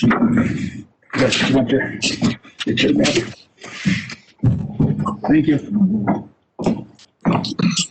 The next item appears both on the action agenda and the information agenda. And we probably should take up the information agenda portion of it first. I see that we have Dr. Batcha and our athletic director, Mr. Stirling, with us. Yes, go ahead, Trustee Stone. I would recommend doing the action agenda item first. I think it's a more concrete conversation than the other one. Okay, that's fine. Then we go back to the action agenda.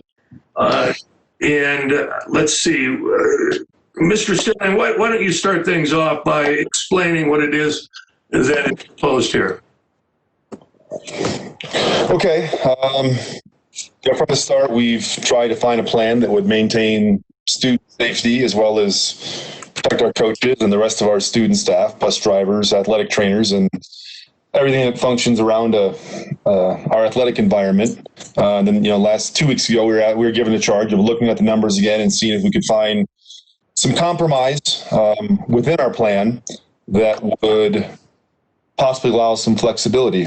We spent a meeting within our committee. We also met last week twice with the two football coaches. As we're well aware, our football community has been very vocal in trying to get more contests and trying to loosen those numbers a little bit. And we feel like the plan that we have presented to the board gives a compromise to where we're at without any live data of how much COVID is transmitted from the games of football or from the game of soccer, from where maybe that the football coaches want to go, which is similar, probably in line to the rest of the state. I think this plan does that within some reasonable guidelines that I think too, and I've talked to several people about this today. I think the plan also in moving football to 12.5 and moving soccer to 15, it's not necessarily going to give us any more games in the immediate future. As we've seen ourselves rise and seen the rest of the Magic Valley and most of our opponents rise at the same time, moving football to 12.5, moving soccer to 15, still those counties that we're playing those schools in would still have to decrease significantly to play contests against them in the near future and distant future. Dr. Batcha, anything to add to that? Not much. One of the things that we considered, of course, soccer being a moderate risk sport, I felt pretty comfortable about that change. The other thing about football is that we're not, we just really don't know what the risk of transmission is. I've been trying to glean data from the NCAA and NFL and places like that, and there's just nothing out there. I think that there are going to be some positional players that are going to be at higher risk, such as the linemen versus people who are in the backfield or the secondary. Again, we're kind of groping around a little bit in the dark here, but obviously, Mr. Stilling and I, and along with Mr. Koth and Dr. Hatzenbuehler, have had some pretty extensive discussions about this, and it is a metric that I think that we can feel comfortable about moving forward with, particularly since there are some other things going on. We're also looking at the trending of the community that we're playing, and also going to be some direct contact from 80 to 80 to see what the numbers are in that school. I think kind of to your point about the nursing home, if it's a isolated, contained type of infection that's bringing some of these numbers up, that certainly will impact the decision as well. Let me ask this of either of you, if I could. As you mentioned, Dr. Batcha, the data is not readily available. Do we know of any case in the state of Idaho? Other schools are competing where a COVID-19 case could be traced directly to an athletic competition? In my research and talking to other ADs from around the state, I have not come across a case or an outbreak that can be directly linked to either football or soccer. I think too, it's important to point out after the first hour plus of this meeting tonight that this is not a move to Plan A. I think by and large, the vast majority of the IHSA schools are in Plan A. Maybe an impact on their spectators or some masks around school, but this is not a move to Plan A. This is a small move within Plan B, and I think that's important to point out. It's a micro adjustment, not a macro adjustment, as I point out in my document. Any questions of Mr. Stilling or Dr. Batcha? Yes, Trustee Turner. Yeah, Dr. Batcha, I'm very curious about the state of testing and rapid testing. I know, the conferences and the NCAA that are playing and the professional leagues that do have, the rapid testing protocols. You and your work at St. Luke's, how close are we to, say, adopt or bringing, say, that Abbott Bionox test into the community where we have 15-minute turnarounds where we could test athletes, teachers and students? How close are we to something like that? That's a great question, Mr. Turner. I will say that after our last meeting of the Adaptive Planning Committee, I brought forth a proposal to the St. Luke's System COVID decision-making body about allowing our students and staff members in the Blaine County School District who are symptomatic to be allowed to be changed to a priority 1 testing, which would allow them to have the Abbott same-day testing, so they would have their results back in hours rather than days. I have not heard a response back to that. So that's something that's ongoing, and hopefully we can get that done very, very soon. I will also say that St. Luke's has initiated some rapid antigen testing through in various parts of the system. So to kind of differentiate between the two, the tests like the Abbott rapid test or the tests that we've been doing now are what's called a polymerase chain reaction test, where the test actually amplifies the genetic material of the virus. Again, this is a very sensitive test, meaning that it will detect very, very, very small amounts of the virus. That's very helpful on the leading edge because we can detect people who may be not yet pre-symptomatic or asymptomatic at an earlier stage. But it's really bad on the far end because there are people who may still have genetic material that is staying in their body, yet they are not incapable of transmitting the virus. What is coming out now is something that's called antigen testing, and the antigen testing is more in line with what we think about the rapid flu test. So when you go to if you're, prior to this, you're sick, you go to the doctor, they swab your nose for flu, you get a test back in 15 minutes. The antigen testing is much less sensitive, but so it narrows sort of that window a little bit. So we might not be able to catch all of the pre-symptomatic people, but it might be at a cutoff level where they may not be actually infectious, and we might not be continuing to see people who are further down the line who are no longer infectious. What's obviously great about this test is it's a very rapid test. It can be done in about 15 minutes, just like a flu test. St. Luke's is deploying this test in certain specific locations because they want to understand what the accuracy of the test is and if it can be deployed in a more comprehensive fashion. Again, the one problem that we're always up against is supplies. So how many of these tests are available? I would anticipate that if the testing sites show a good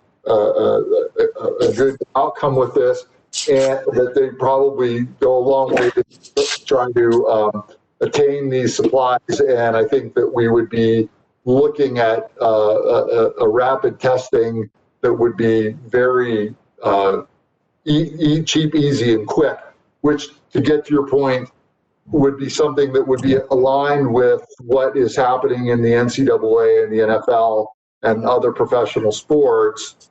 And so that may impact how we are able to screen our athletes and do those kinds of things. Now, the one thing that does not speak to is what our opponents are doing.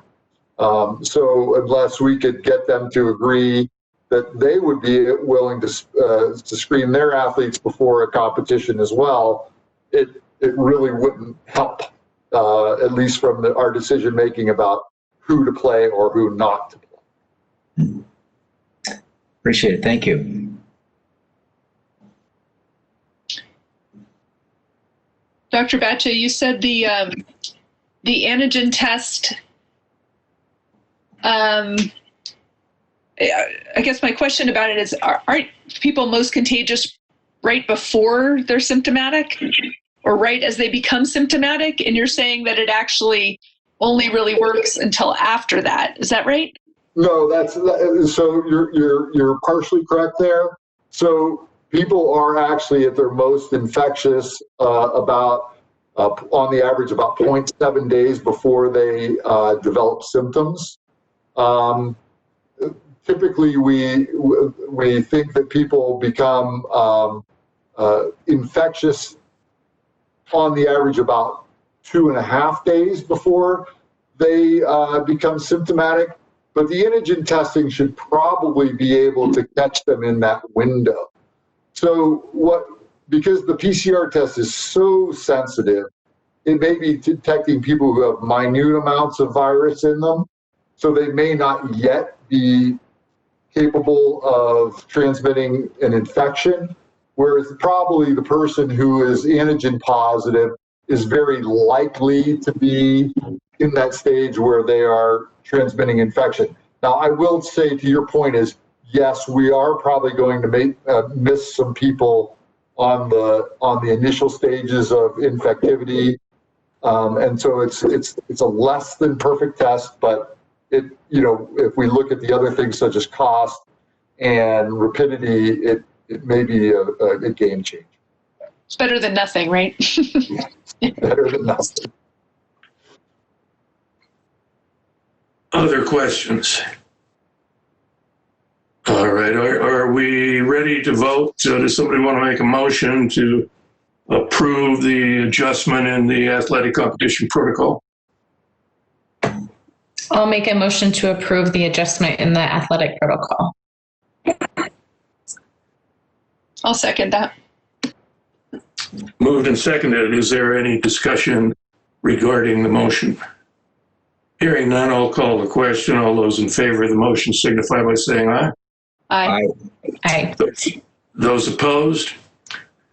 The ayes have it. The motion carries. Let's move on here then to the information agenda, which includes the proposed district and state competition plan. Again, Mr. Stilling, I would ask you to start us out by explaining what's involved here. Okay. For a matter of brevity, this plan would allow our high school student athletes to participate in district competition and state competition, even if it took them into a path that crossed a team that went above our current threshold for competition. That being said, there's a lot still to be worked on this plan. Julia Graff and I at the high school talked to John Peck at Carey School about this, about sending some feedback to teachers and exactly how we could best support them, because the plan would involve student athletes at the two high schools who come across teams that are above our threshold for competition currently, that those athletes would quarantine for a period of time that Dr. Batch and I have not worked out yet, after they came across schools or teams that were above that threshold. So would mean more online learning for those students. And really the balance of that plan is that we'd allow these student athletes to still partake in district tournaments and state tournaments while keeping the student body and staff safe. That's the short Could of I it. just clarify, when he's saying district tournaments, he's meaning at the end of the season as they're going into playoffs, not school district, but sports district. That is correct. The tournament that ultimately determines who is to get a berth in a state tournament. And, just for a point of clarity, and I talked to Mr. Peck about this, that would mean probably of all our sports, the two high schools, if you had a crystal ball, the longest quarantine would be for the Cary football team, and periods in between for Cary volleyball or Wood River soccer or other teams at Wood River. Trustee Lerner, did you have a question?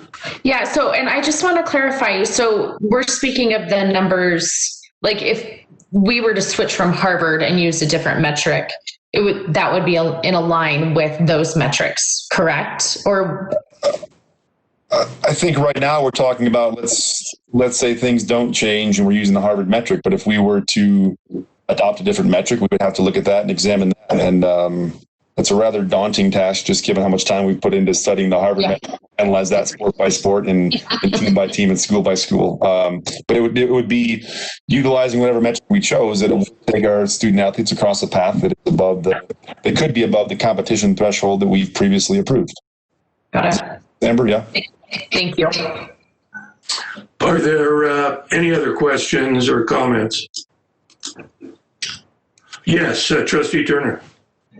I need some help with this one. Why are we willing to put our to raise the bar and go into areas that are beyond our determined matrix? Just because, obviously it's a playoff game and it's very important that we have playoff games and so forth. But is it?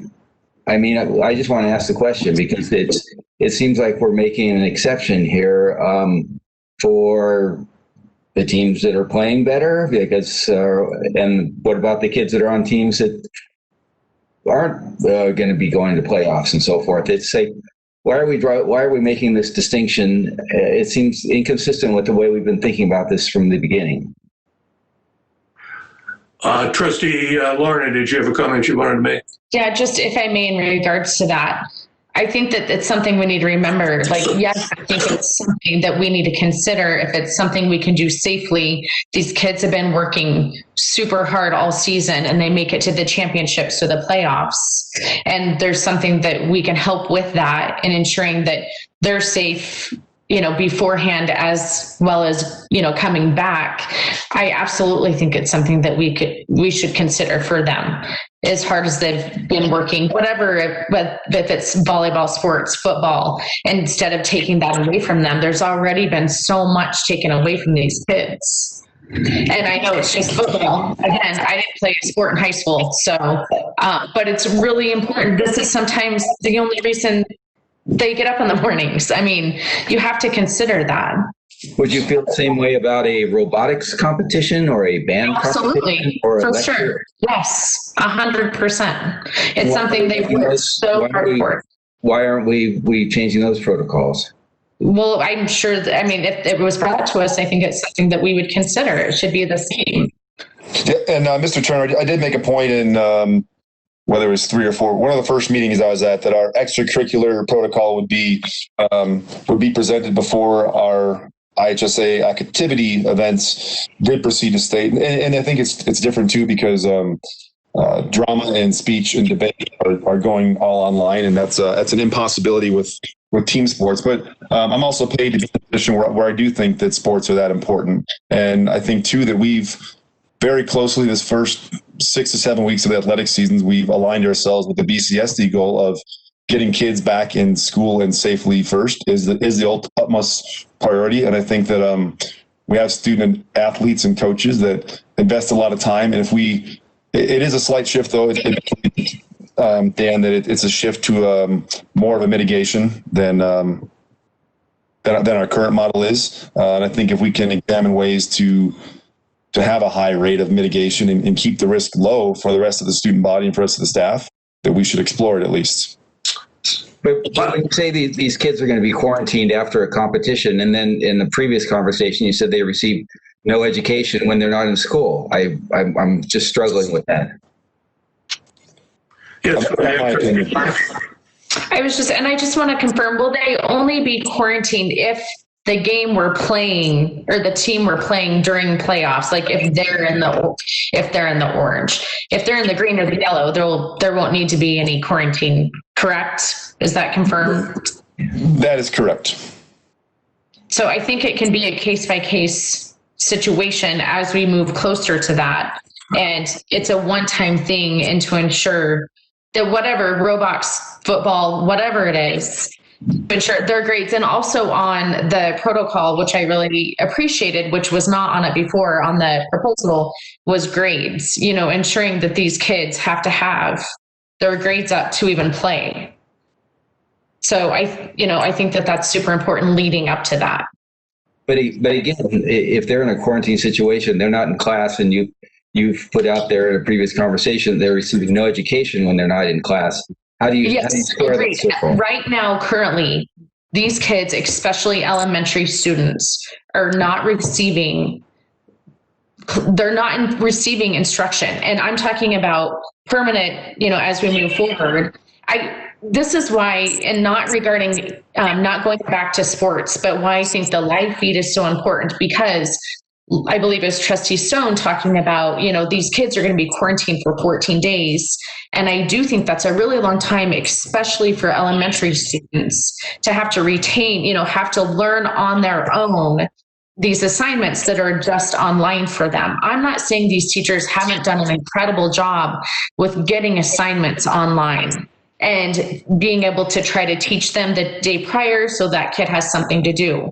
What I'm saying is sometimes these kids don't have amazing grandparents such as you, or amazing parents out there, or maybe they are and they just don't know how, but they don't always have the same opportunities to be able to get online every other day and to continue learning. So in regards to football, I would agree, or whatever the case, whatever the sport may be, that this is a one-time thing. They should have their grades up before, if needing to quarantine to go to playoffs. We're not saying this is all quarter long.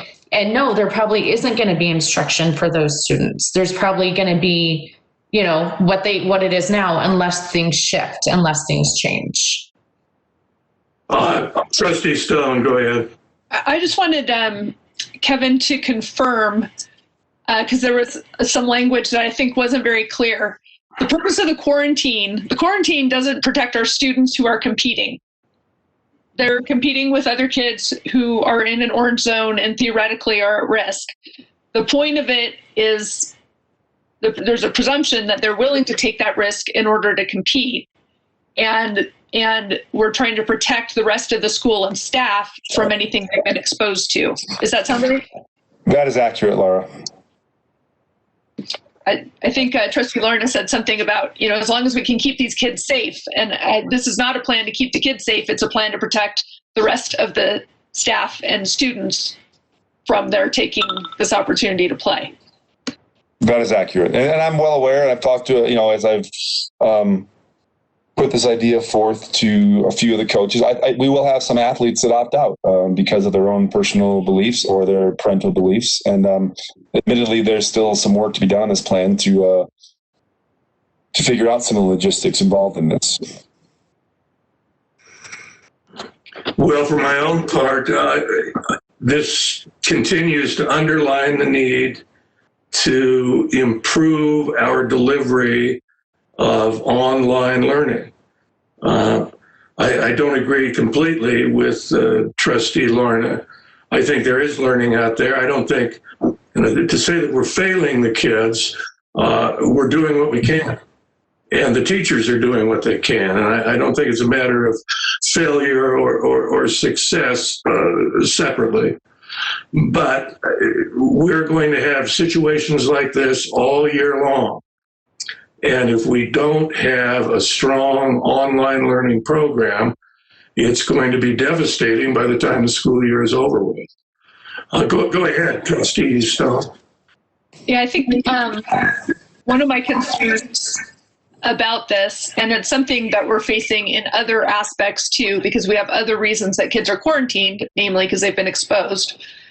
This is one where we're choosing to miss school because they're getting exposed. But there's a really, there's a burden that's put on teachers that then have to provide content for kids who are out. And again, there's a difference between choosing to have kids out to play sports. And I know that when I talked to Kevin, that was one of the things he wanted to do, was get some feedback from teachers of what that would look like and what that impact would be. And I think that's a really important part, because we're already asking an incredible amount of our staff. Are there any other questions? Go ahead, Trustee Turner. Yeah, I appreciate the fact that this is on the information agenda and we won't be voting on it, because I need a heck of a lot more selling before I could think that this is even remotely a good idea. All right. Before we leave the topic, Mr. Silling and I spoke earlier today about a special situation that actually involves intra-county athletics. Can you explain that to the other board members, what it is that you want to do and why? Yeah, absolutely. So one of the things we've seen early on here, and I've never professed to be better than the rest of the state. I've been accused of doing that several times over the last couple months, but we are definitely different. And our athletes and our coaches, our athletic trainer, the ADs from the 4 different schools in this valley, I think that we are better about our locker room supervision, our mask wearing, how we give out water at practice, those protocols, how we symptom check every day. And I think that there's a great deal of communication that's going on between the 4 athletic directors in this valley. And I think, I think our kids have missed out a lot. And I think, right now we compete with a Jerome, or Carrie competes with a Camas, or a community school goes and plays a Garden Valley school, for example, that we're trusting and hoping a little bit of what's going on at those schools. And there certainly is communication, but we know within this valley, what goes on at each of our schools, because the 4 of us are in constant communication about what we're doing, what protocols we're taking, what happens at our stadiums and at our contests and our practices, and a plan that allows us to keep playing in this valley, because that trust and communication between us 4 ADs is greater than what happens between myself and Minico or Lee J and a Valley High School, for example. And the nursing home outbreak example you used earlier, I wrote that down, Keith. I think it's a great example that all of our athletic directors for our 3 Blaine County schools, we report to our school nurses, who report to Aaron Bronson, who report to Brooke Marshall, and there's a constant communication. So we have an extremely good idea of what's going on with our student athletes within those buildings. And to allow Carrie to play Wood River High School in football, be it a really glorified scrimmage, or to allow us to keep playing community school in soccer, or Carrie to play community school, or Carrie Middle School to play Wood River Middle School, that a plan that allowed that would be great for our students emotionally and psychologically, and good for our coaches. They could still keep some level of competition up, because I think the biggest piece is that AD to AD communication and trust and verification of fact and actual real-time data is more real. So in summary, what is it that you're proposing? What change would we have to make in the current protocol to accommodate what you're suggesting? Well, admittedly, the 2 sports that have been impact the hardest by our current plans are soccer and football. And I think to let these schools in our valley to keep competing against each other, even at a heightened level of orange, is what we're really asking for. That you might be able to chime in a little bit. We weren't totally on the exact same board on this earlier, Frank. I'm sorry, Kevin, can you repeat that question? No, I just said that you might be able to chime in on the inter-county plan that we've discussed, and just and how important the AD to AD communication is. And, the nursing home example earlier that Chief brought up. Yeah. So this is a really tough question. I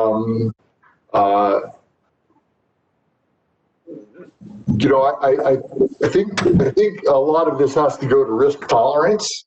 I'm glad that I'm not the one that's making. Well, I know the decision I would make if I were making the decision, but it's up to you guys.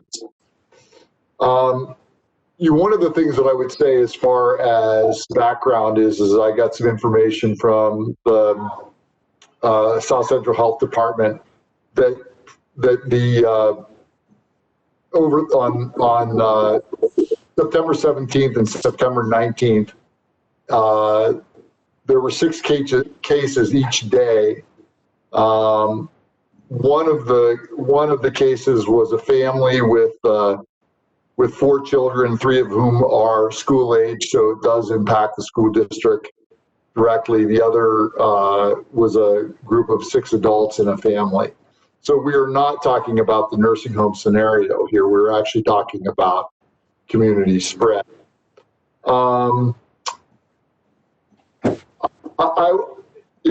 I think again it comes to the balance between risk tolerance from a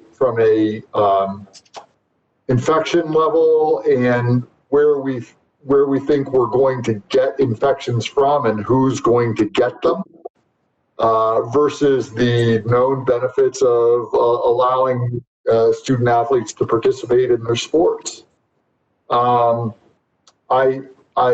wish I could say that I am.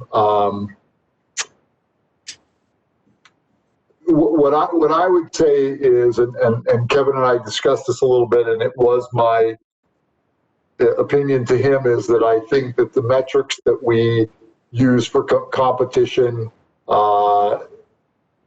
within our county should be similar to the ones that we are using for outside the county. That being said, I would agree with Kevin that our ability to track student athletes who are sick or who have family members who are sick is much greater and has a lot more fidelity than any data we're going to get from outside the system. So I think that might push the needle as far as our rates are concerned, kind of get a higher rate versus what we're considering for other other school districts. But we would have to be incredibly vigilant about that. Any questions of either Dr. Batcha or Mr. Stilling? Yes, go ahead, Trustee Lerner. So assuming if this were to happen, the ADs and the coaches, I guess like a concern of mine is, I know that we have some cases in Cary currently, but previously we haven't had any for the longest time being, and Wood River did. And so that would be something that everyone would talk about moving forward because, not wanting, it's hard as well because half of Cary, more than half probably work in the Wood River Valley. So I think it's really important that as we move through this, that everyone is really open with communication. And kind of like I asked the question earlier, I believe it was to Aaron, how and when are we finding out about these cases? I just think it's important throughout all of that. And as someone else, I can't remember if it was Dr. Batchett, but saying that you're mostly, you're most contagious when you don't know. So I think you never know, walking down the street or in the school or whatever. So I just think open communication is really important throughout all of this. All right. Mr. Stilling, you and I discussed an issue that may have some urgency to it. You had a game plan, I believe, with Cary and Wood River this Friday. Is that correct? That is correct. We played community school and soccer 3 times. Who knows how many times we'll play them before the end of the season? But yes, that's correct. Friday night is that game, correct? And so, given our current risk level, that would not be possible without an adjustment in the protocol? Well, I guess it depends where it's at on Friday. I know our coaches and staffs and families and student athletes have been through a lot with the last minute cancellations. If it was today, it'd be 12.4, and it'd be right within that range. So without Tomorrow's 13. Tomorrow should be around 13. That's correct, GC. And probably higher after that, given the number of cases yesterday.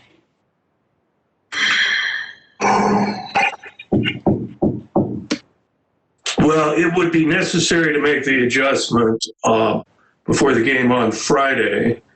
And if there is some interest in doing that, then I would call a special meeting for noon on Wednesday.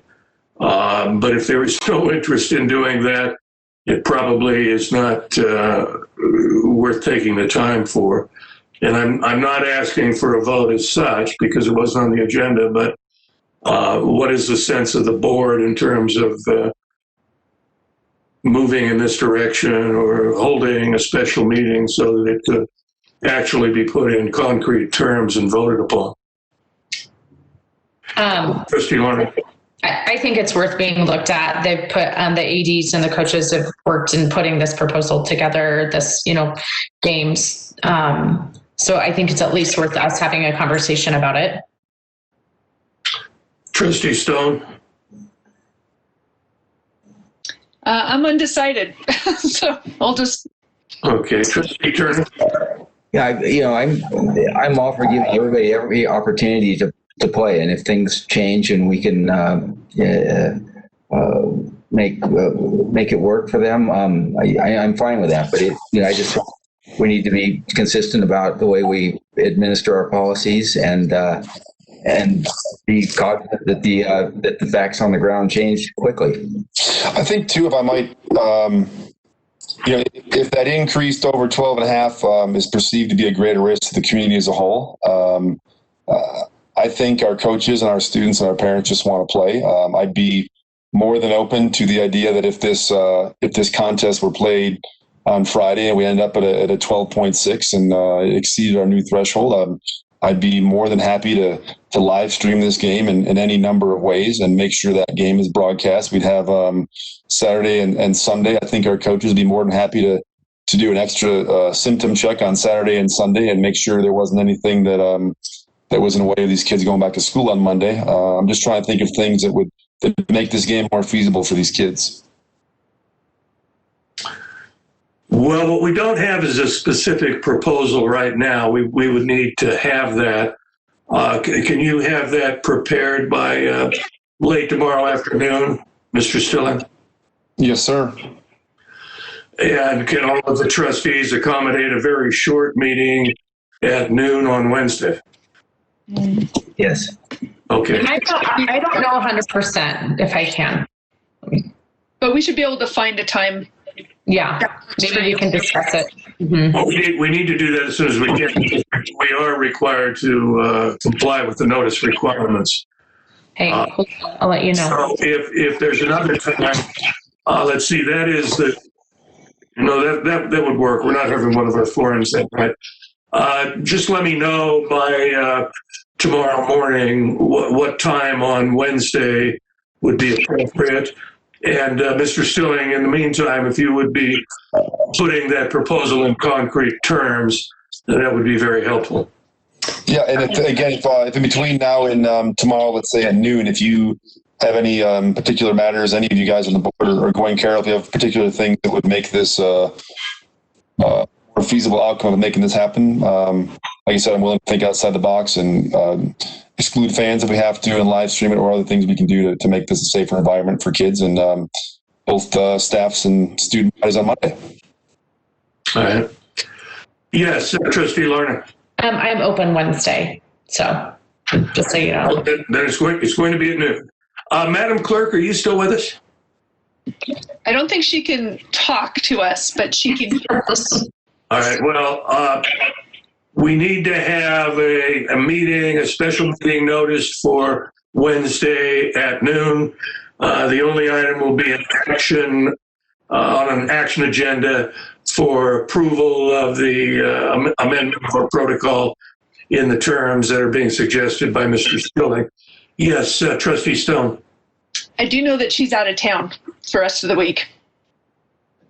So we might need someone to set up. Well, we've got this guy named Brian Fletcher, I think, who is He's your alternate. So He's our alternate. And I have not given him Wednesday off, so. Good. All right. Let's make sure that he notices it and attends. All right. Any further comment? Very good. That is a complete agenda.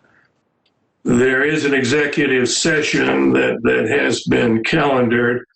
I'll entertain a motion that we go into executive session pursuant to Idaho Code Section 74-206, 1BF. Do I have such a motion?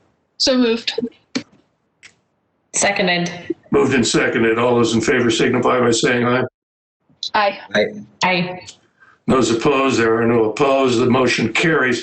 What we're going to do, we will meet in executive session beginning at 8:30 p.m. so we can have a break at this point. And then we'll see you all in that executive session on a different platform. We will then, once we have completed that session, we'll come back into public session. So we are now temporarily, we're taking a recess until 8:30, at which time we will be in executive session. Thank you all.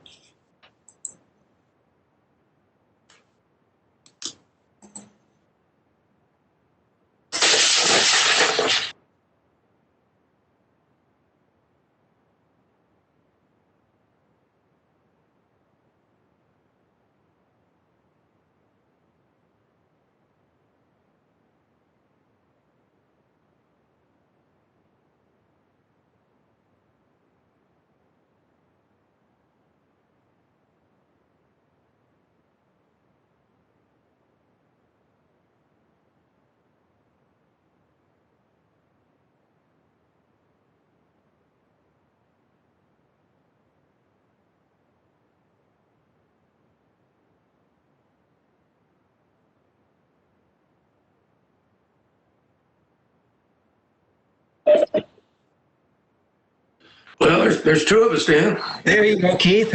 Nice work. There we go. Laura Stone is present. All right, I'll entertain a motion to adjourn. So moved. A second. Discussion, hearing none. The motion carries. The meeting is concluded, and thank you all for your continuing hard work. Good night, everybody. See you on Wednesday. All right. Good night.